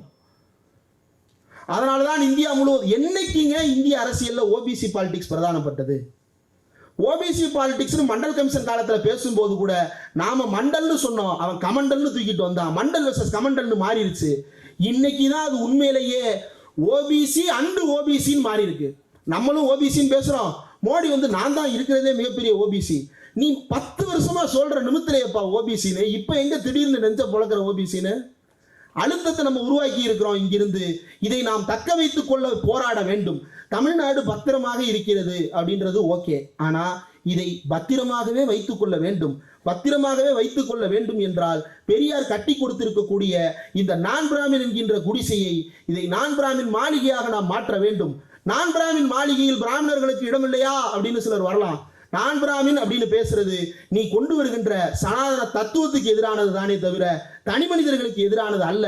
அதை தனி மனிதர்களுக்கு எதிரானதாக சுருக்கி தலித்துகளை என்னை நீ அந்நியப்படுத்துறது மாதிரி சமூகத்திலிருந்து அத்தனை பேரை அந்நியப்படுத்த பார்க்கிற, அதை நாங்க விடமாட்டோம் அப்படின்றத உறுதியாக சொல்ல வேண்டும். நாம் பிஜேபி போடுகின்ற இந்த பந்துகளுக்கு பதில் சொல்லிக் கொண்டே இருந்த காலம் மாறி நம்முடைய பந்துகளுக்கு மோடி ஸ்டொக்கு வச்சுட்டு இருக்கிறாரு. நாம இன்னைக்கு அடிக்கிறோம் யாக்கர், பும்ரா போடுற யாக்கர் மாதிரி, நடராஜன் வீசுற யாக்கர் மாதிரி அடிக்கிற யாக்கர்ல ஸ்டெம்பு பிடிங்கிருமோன்னு பயந்து போய் நிக்கிறாங்க. எதை வச்சு தடுக்கிறதுன்னு எல்பிடபிள்யூ ஆகிறது உறுதி. உறுதியா சொல்றேன், வடக்குக்கு போயிட்டு வந்து உறுதியா சொல்றேன், டெல்லிக்கு போயிட்டு வந்த பிறகு நான் உறுதியாக சொல்லுகிறேன், நிச்சயமாக மாற்றம் நமக்கு காத்திருக்கிறது. ஆனால் அங்கும் நாம் ஒரு இடத்தில் கண்ணை விழித்து தெளிவாக காத்திருக்க வேண்டும். எதற்காக அப்படின்னா, மீண்டும் இவர்கள் ஒரு கூப் மாதிரியோ அல்லது வந்து விலை பேசுவது, கூப்புனா ஒண்ணும் இல்ல, ராணுவத்தை வச்சுதான் கூப்பு நடத்தணும் இல்ல, எதிர்கட்சி எம்எல்ஏக்கள் எம்பிக்களை பூரா விலைக்கு வாங்குறதும் கூப்பு தான். நாடாளுமன்றத்துக்குள்ளுக்குள்ள இந்த கூப்பு நடக்கிறத நம்ம அனுமதிக்க கூடாது. எப்ப அவன் பேரம் பேசுறதுக்கு சம்மதிப்பான் அப்படின்னா, நம்ம எல்லாம் கண்ணை மூடிட்டு வேற எங்கிட்ட பார்த்துட்டு இருந்தோம்னா தான் எதிர்கட்சிக்காரன்ட்ட பேரம் பேசுறதுக்கு அவன் துணிவான். நாம கண்ணில் விளக்கெண்ணெய் ஊத்திக்கிட்டு கையில குச்சியோட வச்சிருக்கோம் அப்படின்னா பயப்படுவான். அந்த பயத்தை நாம தக்க வச்சுக்கணும். இந்த திராவிட இயக்கத்தினுடைய செயல்பாடுகள் அப்படின்ற இந்த தலைப்பு என்பது இது நிறைவடையக்கூடிய ஒரு தலைப்பு அல்ல, இது நீண்டு கொண்டே இருக்க போகின்ற ஒரு தலைப்பு. இதில் அடுத்தடுத்த அத்தியாயங்கள் எழுதப்பட்டு கொண்டே இருக்க வேண்டும். இந்த ஹவு டெமோக்ரசிஸ் டை அப்படின்னு ஒரு புத்தகம் இருக்கு, இதை நான் அறிமுகப்படுத்தணும்னு நினைக்கிறேன். இதை வாய்ப்பா பயன்படுத்தி அனைவரும் கட்டாயம் வாசிக்க வேண்டிய ஒரு புத்தகம். பென்குயின் பதிப்பகம் வெளியிட்டு இருக்கிறது. ஸ்டீவன் லெவிட்ஸ்கி மற்றும் டேனியல் ஜிப்லட் அப்படின்ற இருவர் எழுதி இருக்கக்கூடிய அந்த புத்தகம். எப்படி உலகம் முழுவதும் இந்த ஜனநாயகம் என்பது படுகொலை செய்யப்பட்டு கொண்டிருக்கிறது, அதுவும் இந்த நியோ லிபரல் எக்கனாமியில, அதாவது 90களுக்கு பிறகான தாராளமயமாக்கப்பட்ட உலகத்தில் இந்த ஜனநாயகங்கள் எப்படியெல்லாம் கபலீகரம் செய்யப்படுகின்றன அப்படின்றது குறித்து ரொம்ப விரிவாக அந்த புத்தகம் பதிவு செய்திருக்கிறது. நிச்சயமாக அதை வாசிக்க வேண்டும். வாசித்தால் புரியும் திராவிட இயக்கம் என்ன செய்தது என்று. இப்படி ஜனநாயகம் படுகொலை செய்யப்படும் அப்படின்றதை உணர்ந்துதான் திராவிட இயக்கம் அன்றைக்கே குரல் கொடுத்தது, மத்தியில் கூட்டாட்சி, மாநிலத்தில் சுயாட்சி என்று. கூட்டாட்சி என்பது கூட்டணி ஆட்சி அல்ல. கூட்டணியாக அமைந்தாலும் என்னுடைய கொள்கையில் நீ கூட்டாளியாக இருக்க வேண்டும் என்பதுதான் நாம் கேட்கின்ற அந்த கூட்டாட்சி என்பது. நாம் முன்வைத்த தீர்வுதான் இன்றைக்கும் ரெலவெண்டாக இருக்கிறது. ஒன்றியத்தில் அத்தனை ஆட்சியும் குவிக்க வேண்டும் என்று பலர் கேட்ட கருத்துக்களும் இன்றைக்கு பொய்யாக மாறி இருக்கின்றன. ஆனால் மாநில அளவில் அதிகாரம் பகிர்ந்தளிக்கப்பட்ட பல்வேறு விஷயங்களில் மாநிலங்கள் முன்னேறி இருக்கின்றன. பிற்படுத்தப்பட்ட ஒரு இடஒதுக்கீடு உரிமை என்பது மாநிலம் சார்ந்தது. அதனாலதான் தமிழ்நாட்டில் இன்றைக்கும் பிற்படுத்தப்பட்ட ஒரு உரிமை என்பது வலிமையான கருத்தாக முன்னே நிற்கிறது, முன்னே நிற்பாட்டி வைக்கப்பட்டிருக்கிறது. அதை நாம் தொடர்ந்து பேச வேண்டும். இது இந்தியா முழுவதும் இருக்கக்கூடிய அத்தனை மாநிலங்களும் சாத்தியப்பட வேண்டும். நிறைவாக ஒரே ஒரு விஷயம், நிதி விவகாரம். இந்த நிதி விவகாரத்தில் நாம் இன்றைக்கும் பின்னடைவு சந்தித்துக் கொண்டிருக்கிறோம். எவ்வளவு பின்னடைவு அப்படின்னா, கடந்த 4 வருஷத்துல, அதாவது 2021க்கு முன்னாடி 4 வருஷத்துல நாம் சந்தித்த பின்னடைவு. ஜிஎஸ்டி ஆக இருக்கட்டும், டிமானிட்டைசேஷனாக இருக்கட்டும், அல்லது மாநிலத்தில் இருக்கக்கூடிய அதிகாரங்களை எல்லாம் கொஞ்சம் கொஞ்சமா பிடுங்கிறதா இருக்கட்டும். நீங்க ஒன்றிய அரசுடைய எந்த திட்டத்தை எடுத்து பார்த்தாலும் அதுல ஒரு சரத்து வச்சிருக்காங்க. என்ன தெரியுமா? நீ இதை ஏத்துக்கணும்னா அதை ஏத்துக்கணும், அதை ஏத்துக்கணும்னா இன்னொன்னு ஏத்துக்கணும். கடைசியில் அது எங்க வந்து நிற்கும்? ஃபினான்ஸ் கமிஷன்ல வந்து நிற்கும். அந்த ஃபினான்ஸ் கமிஷன் சொல்றதையும் அவன் உருப்படியா நமக்கு கொடுக்கறது கிடையாது. இதை நம்ம பேசணும்னா ஏதோ நம்ம வந்து 2 பேத்துக்கு நடுவில் சண்டையை மூட்டி விட்டு குளிர்காயிற மாதிரி, எங்க பாடி விழுந்துருச்சுன்னு சொல்றேன், பாடி ஏன் விழுந்துச்சுன்னு கேட்கிறேன் நான் கொலையாளியா? அப்படித்தான் இந்த ஒன்றியம் நம்மை நடத்தி கொண்டிருக்கிறது. அப்படி இந்தியாவின் ஜனநாயகம் கீழே விழுவதற்கு நாம் அனுமதிக்க கூடாது. இந்தியாவின் ஜனநாயகம் என்று நாம் பேசும் பொழுது, இந்தியாவின் இறையாண்மை என்று நாம் பேசும் பொழுது, அந்த இறையாண்மை மிக்கவர்கள் யார் என்பதை நிறைவாக சொல்லி முடித்துக் கொள்கிறேன். அண்ணா அழகாக பிரித்து காட்டினார். நாடாளுமன்றத்தில் கான்ஸ்டியூண்ட் அசம்பிளி டிபேட்ஸ், அரசியலமைப்பு சட்டத்தை உருவாக்கும் அவையிலேயே சாவர்னிட்டி பற்றின பேச்சு வரும் பொழுது, அது உலக அளவில் எங்குமே இன்னும் தீர்மானகரமாக எழுதப்பட்ட டெஃபினிஷன் இல்லை அப்படின்னு தான் விவாதிக்கிறாங்க. நாடாளுமன்றத்தில் பெரிய பெரிய அறிவுஜீவிகள் கூட அண்ணா நாடாளுமன்றத்தில் 62 பேசும் பொழுது என்ன சொல்றாங்க அப்படின்னா, இப்போ வரைக்கும் சாவர்னிட்டி அப்படின்றது வந்து எங்கேயுமே வந்து ஒரு ஃபுல் டெஃபினிஷனுக்கு வரலையே அப்படின்றாங்க. அண்ணா அதை பிரித்து காட்டுகிறார். Political sovereignty rests with the people and the legal sovereignty rests with the states அப்படின்றார். It is divided between the state and parliament அப்படின்றார். நாடாளுமன்றத்துக்கும் சட்ட இறையாண்மை என்பது நாடாளுமன்றத்துக்கும் மாநிலங்களில் இருக்கக்கூடிய சட்ட பேரவைகளுக்கும் இடையில் பகிர்ந்தளிக்கப்பட்டிருக்கிறது. அந்த பகிர்ந்தளிக்கப்பட்டதை நாம் புரிந்து கொள்ள வேண்டும். அப்போதுதான் நாம் இந்த ஜனநாயகத்தை சிறப்பாக செயல்படுத்த முடியும். ஏன் சொன்னோம்? ஏன் பிரச்சனையை உன்னால புரிஞ்சுக்கிட முடியாது. அப்போ தனித்தமிழ்நாடு கேட்டோம், இல்லைன்னு சொல்லலை. ஆனா இன்னைக்கு தனித்தமிழ்நாடு தான் பிரச்சனையா? நீ நதி நீர் பிரச்சனையில நம்ம ஒரு கேள்வி கேட்கிறோம். கேள்வி கேட்டா நாடாளுமன்றம் என்ன முடிவு எடுக்கும்? முடிவே எடுக்காது. ஏன் எடுக்காது? ஏன்னா அவனுக்கு கர்நாடகாலையும் ஓட்டு வேணும், தமிழ்நாட்டில் ஓட்டு வராதுன்னு தெரியும். அப்போ எந்த கவர்மெண்ட் வந்தாலும் தமிழ்நாட்டை கண்டுக்கிட போறது கிடையாது. அப்போ பார்லிமெண்ட்ல ஏன் குரல் பத்தாது? நான் 40 பேரை வச்சு என்னுடைய மெஜாரிட்டி அங்கே பேச முடியாது. அப்போ என்னுடைய மெஜாரிட்டிக்கு கீழே நான் இதெல்லாம் பேச வைக்க இடம் வேணும். அதனால தான் சட்டமன்றம் ஒன்று உருவாக்கி தந்திருக்கேன் அரசியலமைப்பு சட்டத்தில். அங்கே நான் பேசுறதுக்கான இடம் வேணும். இந்த லீகல் சாவர்னிட்டியும் பொலிட்டிக்கல் சாவர்னிட்டியும் இந்தியாவிலேயே புரிந்து கொண்ட ஒரே அமைப்பு திராவிட இயக்கங்கள் மட்டும்தான். வேறு யாருக்கும் அந்த புரிதலே கிடையாது. இன்றைக்கும் இந்தியாவில் இருக்கக்கூடிய பல மாநிலங்கள் பின்தங்கி இருப்பதற்கு காரணம் இந்த லீகல் சாவர்னிட்டியை புரிஞ்சுக்கிடாததான். பொலிட்டிக்கல் சாவர்னிட்டி அவன் பேசிடுவான், லீகல் சாவர்னிட்டி அவனுக்கு புரியவே புரியல. அந்த லீகல் சாவர்னிட்டியை தான் நாம தொடர்ந்து பேசிக் கொண்டிருக்கிறோம். பெரியார் நடத்திய இந்த இடஒதுக்கீடு போராட்டம் என்பது எது? தமிழ்நாட்டுக்கு லீகல் சாவர்னிட்டி வாங்கி தந்த போராட்டம். அது ஆர்டிகிள் 15 செய்யப்பட்ட அந்த திருத்தம்ன்றது தமிழ்நாட்டுக்கு மட்டுமல்ல, இந்தியா முழுக்க இருக்கிற எல்லா மாநிலங்களுக்கும் லீகல் சாவர்னிட்டியை வாங்கி தந்தது. பிற்படுத்தப்பட்டோருக்கான பொலிட்டிக்கல் சாவர்னிட்டியை வாங்கி தந்தது. அம்பேத்கர் நடத்திய போராட்டம் என்பது பட்டியல் சமூக பழங்குடியின மக்களுக்காக லீகல் சாவர்னிட்டி மட்டுமல்லாமல் பொலிட்டிக்கல் சாவர்னிட்டியும் வாங்கி தந்தது. அதை பெரும் போராட்டம் தொடர்ந்து நடந்து கொண்டே இருக்க வேண்டும். அப்படி நடந்து கொண்டே இருந்தால் மட்டும்தான் இந்தியாவை காப்பாற்ற முடியும். இந்தியாவை காப்பது என்பது இந்தியா என்கின்ற இந்த நாட்புற எல்லைகளை காப்பது மட்டுமல்ல, இந்தியாவில் இருக்கின்ற மக்களை காப்பது, அந்த மக்களையே நேரடியாக குழிக்குள் உயிரோடு இறக்கி கொண்டிருக்கின்ற ஒரு ஆட்சி நடைபெற்றுக் கொண்டிருக்கிறது. இதை அப்புறப்படுத்துவதற்கான வேலையை தமிழ்நாடு துரிதமாக செய்து முடித்து விட்டது. மற்ற மாநிலங்களும் செய்யும் என்கின்ற நம்பிக்கை இருக்கிறது. இல்லாவிட்டாலும் அதை அவர்கள் செய்யும் வரைக்கும் நாம் அவர்களோடு தொடர்ந்து உரையாடி கொண்டே இருப்போம். இந்த உரையாடலின் மூலமாக நம்முடைய செயல்பாடுகளை இன்னும் தீர்க்கமடைய வைப்போம் என்று கூறி நன்றி சொல்லி விடைபெறுகிறேன். நன்றி. அரசியலமைப்பு சட்டத்தை பற்றி சொன்னீங்க. அம்பேத்கர் கோவாத கருத்துக்கள் தான் இருக்குன்னு சொன்னீங்க. 52ல் அம்பேத்கர் கொளுத்துறதா சொன்னார்னு சொன்னீங்க. 57ல் பெரியார் கொளுத்திட்டார். நம்ம அதை அப்படித்தானே பார்க்கணும். அம்பேத்கர் சொன்னதை பெரியார் நடைமுறைப்படுத்தி இருக்காருன்னு பார்க்கணும். இன்னைக்கு இதுல தலித் இயக்கங்கள் என்ன சொல்றாங்கன்னா, அம்பேத்கர் ஏத்துக்கிறோம்னு சொல்றீங்க, ஆனா அம்பேத்கர் அரசியல் சட்டத்திலேயே எரிச்ச கூட்டம் தானே நீங்க அப்படின்ற ஒரு பொய் பரப்புரையை செய்யறாங்க. நீங்க சொன்ன பதிலும் அதுக்கு நல்லா இருந்தது. நம்ம அவங்களை எதிர்கொள்வதற்கு அந்த பதில் சரியா இருக்கும்னு நினைக்கிறேன். இனிமேல் யாராவது கேட்டால் எப்படியே சொல்லிடலாம், அம்பேத்கர் எரிக்கணும்னு சொன்னாரு, பெரியார் எரிச்சு கட்டிட்டாரு அப்படின்னு சொல்லிடலாம். நம்ம அப்படிதானே தோல? ஆமா. வணக்கம் தோழர். என்னோட கேள்வி என்னன்னா, இந்த இடஒதுக்கீடு பற்றி நீங்கள் குறிப்பிட்டீங்க. திராவிட இயக்க செயல்பாடுகளில் முக்கியமான செயல்பாடு இந்த இடஒதுக்கீடு பெற்றிருந்தது. ஆனால் அதில் பார்த்தீங்கன்னா ஒரு முக்கியமான அதை தான் சொல்ல வரேன். ஒன் ஆஃப் த பண்ணதில் ஒரு முக்கியமான வேலை, அது வேலை திட்டம். ஆனால் இதில் நான் என்னோட ஃபேமிலி என்னோட இதில் இருந்து சொல்கிறேன். ஒரு முக்கியமான கேள்வி என்னோடய ஃப்ரெண்ட்ஸ் கிட்ட இருந்தெல்லாம் என்ன வருது அப்படின்னா, இந்த மாதிரி பிற்படுத்தப்பட்டவர்களாக இருக்கட்டும், இல்லை முக்கியமாக அவங்களோட கேள்வி என்னவா வருதுன்னா, இந்த எஸ்சி எஸ்டி, அதாவது நம்ம பட்டியலின தோழர்கள், அவங்க ஒரு பர்டிகுலர் ஃபேமிலி மட்டும் அந்த இடஒதுக்கீடு அனுபவிச்சுட்டே இருக்காங்களே, அந்த கேள்வியை நான் எப்படி எதிர்கொள்றது, அவங்களுக்கு என்ன மாதிரி பதில்கள் நான் தர்றது, அதுக்கான செயல்பாடுகள் எங்க இருக்கு, அதை பத்தி தெரிஞ்சுக்கணும். யாரை நோக்கி கேட்கிறான்? என் ஃப்ரெண்ட்ஸ், நார்மலா என் ஃப்ரெண்ட்ஸ். ஓகே. என் ஃப்ரெண்ட்ஸ் என்கிட்ட கேட்கறாங்க. ஒரு சில எஸ்சி குடும்பங்களையும் பிசி குடும்பங்களையும் நோக்கி இவங்க இடஒதுக்கீடு அனுபவிச்சுட்டே இருக்கிறாங்களே. இல்ல, நான் சொல்றேன், இடஒதுக்கீடுங்கிறது எஸ்சி எஸ்டிக்கு மட்டும் இல்ல, எல்லாத்துக்கும் இருக்கு அப்படிங்கிறேன். ஆனா அவங்க என்ன சொல்றாங்கன்னா, ஒரே குடும்பத்துல அப்பா அனுபவிச்சிருக்காரு, அதுக்கப்புறம் மகன் அனுபவிக்கிறான், அதுக்கப்புறம் அவரோட பையனும் அனுபவிக்கிறாங்க. இது எப்படி நியாயமானதா இருக்கும்? ஒருத்தர் ஜட்ஜா இருக்கிறாருல, இல்ல டி தனஞ்சய சந்திரசூட் இருக்கிறாருல, உங்க சாதகமா சில தீர்ப்புகள்லாம் கொடுத்துருக்கிறாரு. Okay, welcome, good. உங்க அப்பா யாரு?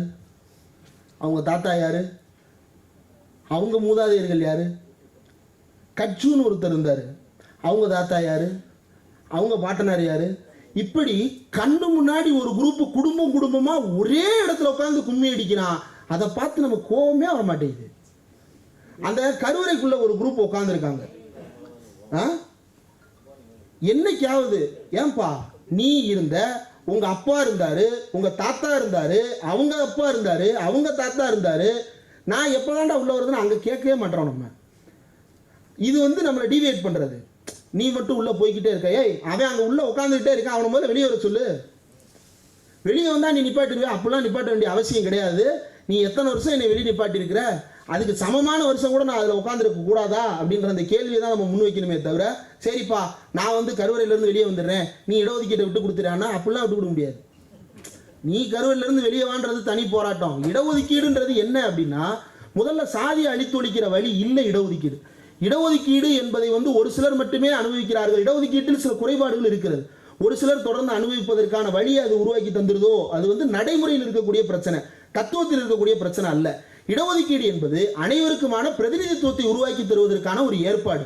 இந்த ஊர்ல 100 சாதி இருக்கு அப்படின்னா, இந்த 100 சாதியை சாதி சாதியா நம்ம ரெப்ரசன்ட் பண்ணல, பேக்வேர்டு ஷெட்யூல் ட்ரைப்ஸ் அப்படின்னு பிரிச்சு ரெப்ரசன்ட் பண்றோம். பேக்வேர்டு அப்படின்னா பேக்வேர்டு கல்லருக்கு கொடுக்கணும், பேக்வேர்டு மறவருக்கு கொடுக்கணும், அல்லது பேக்வேர்டு நாடாருக்கு கொடுக்கணும், பேக்வேர்டு அகமுடையருக்கு கொடுக்கணும், பேக்வேர்டு இன்னாருக்கு கொடுக்கணும் அப்படின்றது அல்ல. பேக்வேர்டு அப்படின்னு சொல்லிட்டு அவங்கள ஒரு சமூக குழுவா நம்ம அடையாளப்படுத்தி இருக்கோம். அந்த சமூக குழுவில் ஒரு சாதிக்கு வேண்டுமென்றே ஒரு அநீதி இழைக்கப்படுகிறது என்றால் அதற்கு சிறப்பு பிரதிநிதித்துவம் கொடுக்கணும். அதுதான் அருந்ததியர்களுக்கான உள்ளிட ஒதுக்கீடாக இருக்கட்டும், அல்லது பிற்படுத்தப்பட்டவர்கள் இஸ்லாமியர்களுக்கான தனியிட ஒதுக்கீடாக இருக்கட்டும். இதெல்லாம் இதற்குள்ளேயே இருந்தாலும் கூட இவர்கள் இந்த காரணத்தால் வஞ்சிக்கப்பட்டிருக்கிறார்கள் என்பதற்காக ஏற்படுத்தப்பட்ட தனி ஏற்பாடுகளே தவிர, இடஒதுக்கீடு என்பது சாதி ஒழிக்கும் வழி அல்ல. இடஒதுக்கீடு என்பது சாதிகளுக்கு உரிய, இந்தியாவில் இருக்கக்கூடிய பிற்படுத்தப்பட்ட சமூகங்களுக்கு உரிய பிரதிநிதித்துவத்தை ஏற்படுத்தி தருவது. ஏன் அந்த பிரதிநிதித்துவத்தை ஏற்படுத்தி தரணும் அப்படின்னா, இந்தியாவில் எல்லாருக்கும் பங்கு இருக்கிறது. அதை நீங்க சாதி சாதியா கூறு போட்டு விலை வைக்க முடியாது. அப்ப குறைந்தபட்சம் அந்த சமூக குழுக்களை ஐடென்டிஃபை பண்ணி அவங்களுக்கான இடத்தை உள்ள வச்சிருக்கணும் அப்படின்றது தான். இந்தியாவுடைய பாலிசி மேக்கர்ஸாக வரும்போதும் சரி, இந்தியாவுடைய பாலிசி கிரியேட் பண்ணுறவங்களா இருந்தாலும் சரி, லெஜிஸ்லேட்டர்ஸாக இருந்தாலும் சரி, எல்லா இடத்திலும் நாம் இதை கோருவதற்கு காரணம் இந்தியாவை பிரதிநிதித்துவப்படுத்துவது தான் இந்த நாடாளுமன்றம், இந்தியாவை பிரதிநிதித்துவப்படுத்துறது தான் இந்த அரசாங்க கட்டணம், இந்தியாவை பிரதிநிதித்துவப்படுத்துறது தான் இங்கே வேலை பார்க்குற லேபர்ஸ். அப்போ இந்தியாவில் இருக்கக்கூடிய எல்லாருக்கும் அதில் ஒரு இடம் இருக்கணும் அப்படின்றது தான். அதனால தான் பிசிக்கோ எஸ்சிக்கோ எஸ்டிக்கோ அவங்களுக்கு உரிய பிரதிநிதித்துவத்தை விகிதாச்சார அடிப்படையில் கொடுக்க வேண்டும் என்று நாம் கோருகிறோமே தவிர இவங்களுக்கெல்லாம் கலெக்டர் பதவி கொடுத்துரும் அதனால சாதி ஒழிஞ்சிரும் அப்படி இல்லை. முதல்ல அவங்களுக்கு வந்து கல்வி வேணும், முதல்ல அவங்களுக்கு வந்து வேலை வாய்ப்பு வேணும், அதில் பிரதிநிதித்துவம் வேணும். அப்படி எல்லாத்தையும் பிரதிநிதித்துவத்தை கொடுத்துட்டு அதுக்கப்புறம் பேசுவோம். கலெக்டர் ஆஃபீஸில் உட்காந்து பீஸ் கமிட்டி மீட்டிங் நடத்துற மாதிரி நடத்துவோம். என்னப்பா சாதியை விட்டுறலாமா அப்படின்னு அப்புறம் நடத்துவோம். முதல்ல உள்ளே போவோம். நான் சொன்னேன் 18 வருஷம் தான் ஆகுது கல்வியில் இடஒதுக்கீடு கொடுத்து. 18 வருஷம் ஆச்சுல, 18 வருஷமா ஒரே ஒரு வருஷமாவது ஏதாவது ஒரு ஐஐடியில் கம்ப்ளீட்டாக ரிசர்வேஷன் ரோஸ்டரை ஃபாலோ பண்ணிட்டேன் அப்படின்னு எவனாவது பிரமாண பத்திரம் கையெழுத்து போடுவானா? மாட்டான். ஏன் மாற்ற? நீ அப்போ 18 வருஷத்தில் ஒரு வருஷம் கூட உருப்படியாக கொடுக்கல, அதுக்குள்ளே 18 வருஷம் ஆச்சு ஒழிச்சிருவோமானா போடா வெளியே முதல்ல அப்படின்னு விரட்டி தான் விடணுமே தவிர அவங்களுக்கு நம்ம புரிய வைக்க முயற்சி பண்ணலாம், அவ்வளவுதான். சக தோழர்கள் பேசுகிறாங்க அப்படின்னா அவங்களுக்கு முதல்ல தெளிவாக சொல்லுங்கள், இது சாதியை ஒழிக்கிற வழி இல்லை, இது வந்து பிரதிநிதித்துவப்படுத்துகிற வழி. சாதியை ஒழிக்கிறதுக்கு நீயும் நானும் முயற்சி எடுக்கணும். நீ என்ன பார்க்குற? அவன் எஸ்சியாவே பார்க்குற, கோயிலுக்குள்ளே இருக்கிற ஒருத்தனை வந்து இன்னும் நீ என்ன பிராமினாவே பார்க்குற. இந்த ரெண்டையும் நீ ஏற்றுக்கிட்ட ஒரு இடைநிலை சாதியாக உன்னை உட்கார வச்சுக்கிட்டு இந்த ரெண்டையும் நோக்கி கேள்வி கேட்டுக்கிட்டே இருக்க. இதுதான் முதல் பிரச்சனை. நீ உன் சாதியை விட்டுறதுக்கு தயாரா? உன் சாதி உனக்கு கொடுக்குற ப்ரிவிலேஜை விடுறதுக்கு தயாரா இருக்கியா? உன் சாதி உனக்கு கொடுக்குற சீர்வரிசை, உன் சாதி உனக்கு கொடுக்குற பொண்ணு, உன் சாதி உனக்கு கொடுக்குற உறவு, உன் சாதி உனக்கு கொடுக்குற உறவின் முறை, உன் சாதி உனக்கு கொடுக்குற கல்வி, இது எல்லாத்தையும் மறுத்துட்டு வெளியே வந்துட முடியுமா உன்னால? அப்படின்னா முடியாது. நீ இது எல்லாத்தையும் உதறின ஒரு மனுஷனா இருந்தாலும் உன்னை என்னவா அடையாளம் காட்டுது இந்த ஊரு? கழுத்துல போட்டிருக்கிற தங்கச்சங்கிலி கிடையாது சாதி. இப்படி நெஞ்ச புலந்துக்கிட்டு நான் இந்த சாதின்னு காட்டுறதுக்கு நீங்க அதை மறைச்சாலும் ஒன்றும் இல்லை. நான் சமீபத்தில் சில பள்ளிக்கூடங்களுக்கு போனேன், காலேஜஸ்க்கு போனேன். அவங்கள்ட்ட கேட்டது ஒன்றே ஒன்று தான் கேட்டேன். இங்கே இருக்கிற எல்லாருக்கும் அந்த விளக்கம் தெரிஞ்சிருக்கும். ஆனாலும் நான் மறுபடியும் கேமராவுக்காக நான் அதை பதிவு பண்ணுறேன். சாதி சர்டிஃபிகேட்டை வாங்கிடுவோம், எல்லா இடத்துல இருந்து வாங்கிடுவோம், கிழிச்சு போட்டு கொளுத்திடுவோம். நாளைக்கு ஊருக்குள்ளே எல்லா பேரும் நடந்து போவோம், ஏதோ ஒரு தெருவுக்குள்ளே போவோம்.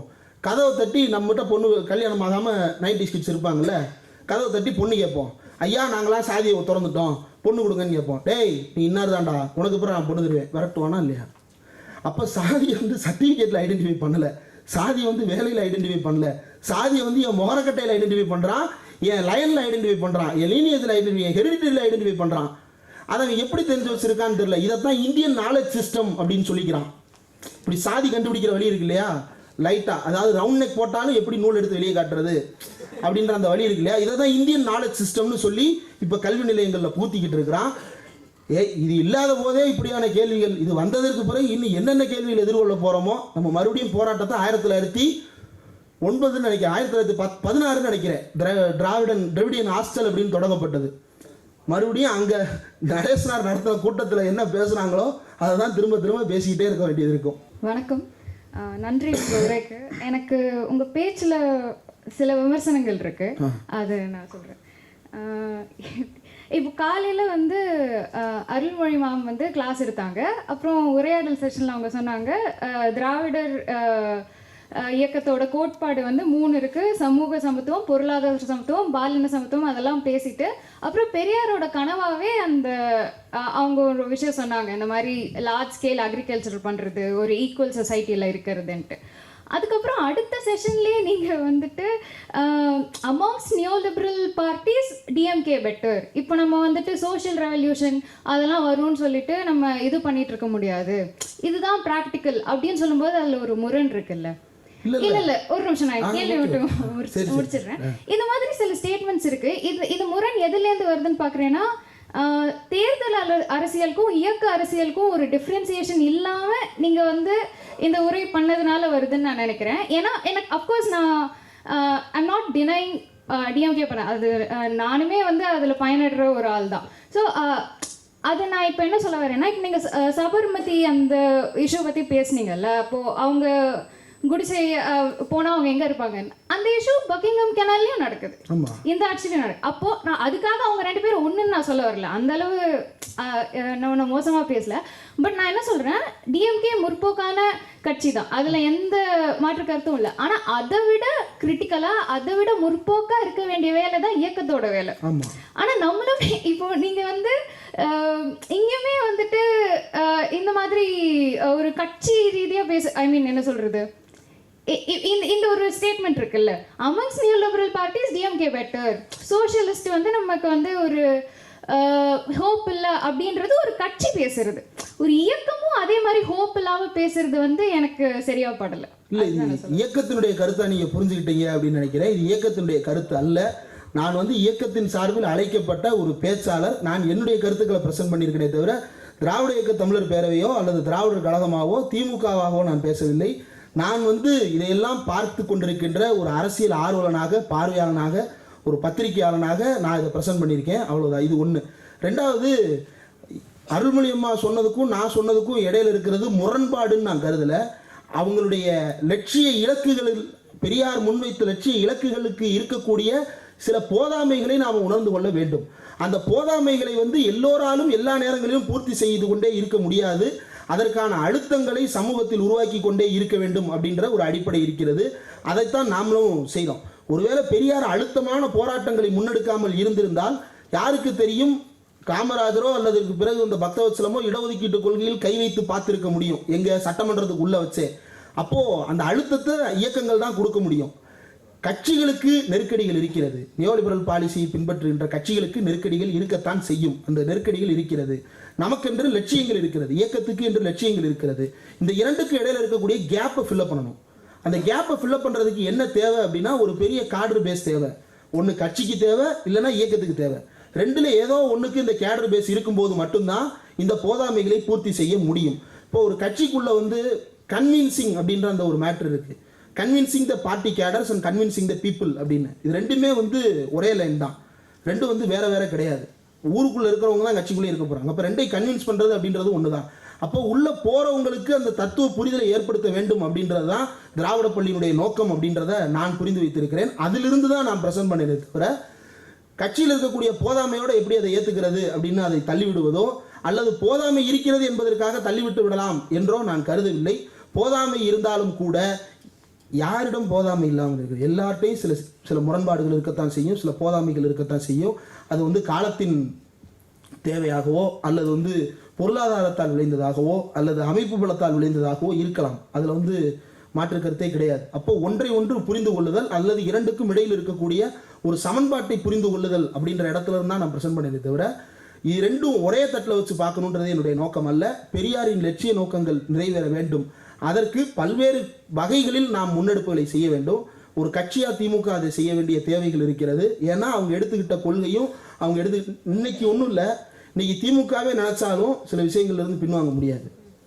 எந்த தலைவர் வந்தாலும் சரி, நாளைக்கு திமுக இருக்கிற யாரோ ஒருத்தரதுக்கு தலைமை பொறுப்பில் உட்கார வச்சாலும் சரி, அவங்களால சில விஷயங்களை மாறவே முடியாது. ஏன்னா அது அந்த பார்ட்டியோட கேரக்டர், அந்த பார்ட்டியோட டிஎன்ஏ அப்படின்னு ஒன்று இருக்குது.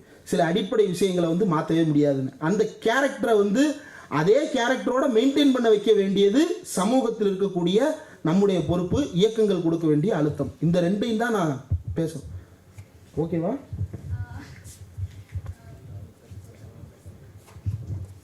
இல்லை, நீங்கள் தெளிவுபடுத்திட்டீங்க அது உங்களோட சொந்த கருத்துன்னு, அந்த விதத்தில் ஓகே. பட் ஆனால் இது திராவிட பள்ளி நடத்துகிற ஒரு வகுப்பில் ஒருத்தர் பேசும்போது நான் சொந்த கருத்துன்னு நம்மளா நீங்கள் தெளிவுபடுத்தாமல் எனக்கு அது புரியாது. இப்போ தெளிவுபடுத்திட்டா அதனால எனக்கு ஓகே. ஆனால் இப்போ என்னன்னா, ஜாதி ஒழிப்பு திட்டங்கள் அப்படின்னு சொல்லியிருந்தீங்க. இந்த மாதிரி இலவசமாக வந்து ஸ்கீம்ஸ் எல்லாம் கொடுக்குறாங்க இல்லையா, நலத்திட்டங்கள், இலவச பொருட்கள், இந்த மாதிரி இதெல்லாம் கொடுத்தாதான் ஜாதி ஒழிக்க முடியுமா? இல்லை, இதெல்லாம் கொடுத்தாதான் ஜாதி ஒழிக்க முடியுமா? இல்லை, அதுக்கப்புறம் என்னன்னா சமமாக இருப்பதற்காக கொடுக்கப்பட்ட திட்டங்கள் அப்படின்னு சொன்னீங்க. ஏற்றத்தாழ்வுகளை களைவதற்கான திட்டங்கள். சாதி அழித்தொழிப்பு அப்படின்றது வந்து ஒரு சாதியின் பெயரை வந்து ஒரு சமூகத்திலிருந்து நீக்குவது அல்ல. சாதி அழித்தொழிப்பு வேலை என்பதில் அடிப்படையாக நம்ம குறிப்பிட விரும்புவது அப்படின்றது ஏற்றத்தாழ்வுகளை களைவது. நீ யாரோ, நீ இன்னாராரு, நான் அவர் அன்னாரா இருக்கட்டும், என்னவாவோ இருக்கட்டும், 2 பேர் யாரானாலும் இருக்கட்டும், ஒருத்தர் சமன்ற ஒரு பாவனையோ அல்லது ஒருத்தர் சமன்ற அந்த புரிதலோ வேணும் அப்படின்றது தான். அந்த புரிதல் இல்லாத ஒரு நிலையில் வந்து 2 பேருக்கு நடுவில் ஒரு பெரிய வந்து ஒரு டக் கிரியேட் ஆகுது, ஒரு வார் கிரியேட் ஆகுது. அந்த வார் வந்து பெருசாகிடக்கூடாது. அப்போ ஏற்றத்தாழ்வுகளை களைய வேண்டும். இந்த ஏற்றத்தாழ்வுகளை எப்படி களைய போகிறோம் அப்படின்றது தான். வேலை வாய்ப்பில் இருக்கக்கூடிய ஏற்றத்தாழ்வுகளை இடஒதுக்கீட்டின் மூலமாக நம்ம களைஞ்சிருவோம். சமூகத்தில் இருக்கக்கூடிய ஏற்றத்தாழ்வுகளை நலத்திட்டங்களின் மூலமாகத்தான் களைய முடியும். அந்த நலத்திட்டங்கள் நேரடியாக பணம் கொண்டு போய் சேர்ப்பதாகவோ அல்லது ஏதோ ஒரு பொருளின் மூலமாகவோ அல்லது ஏதோ ஒரு அடையாளத்தின் மூலமாகவோ ஆனதாக இருக்கலாம் அப்படின்றது தான். அந்த ஏற்றத்தாழ்வுகளை போக்குவதற்கு இவையெல்லாம் ஒரு கருவியாக இருக்கின்றன அப்படின்ற இடத்துல இருந்து அதை நம்ம புரிஞ்சுக்கணும்.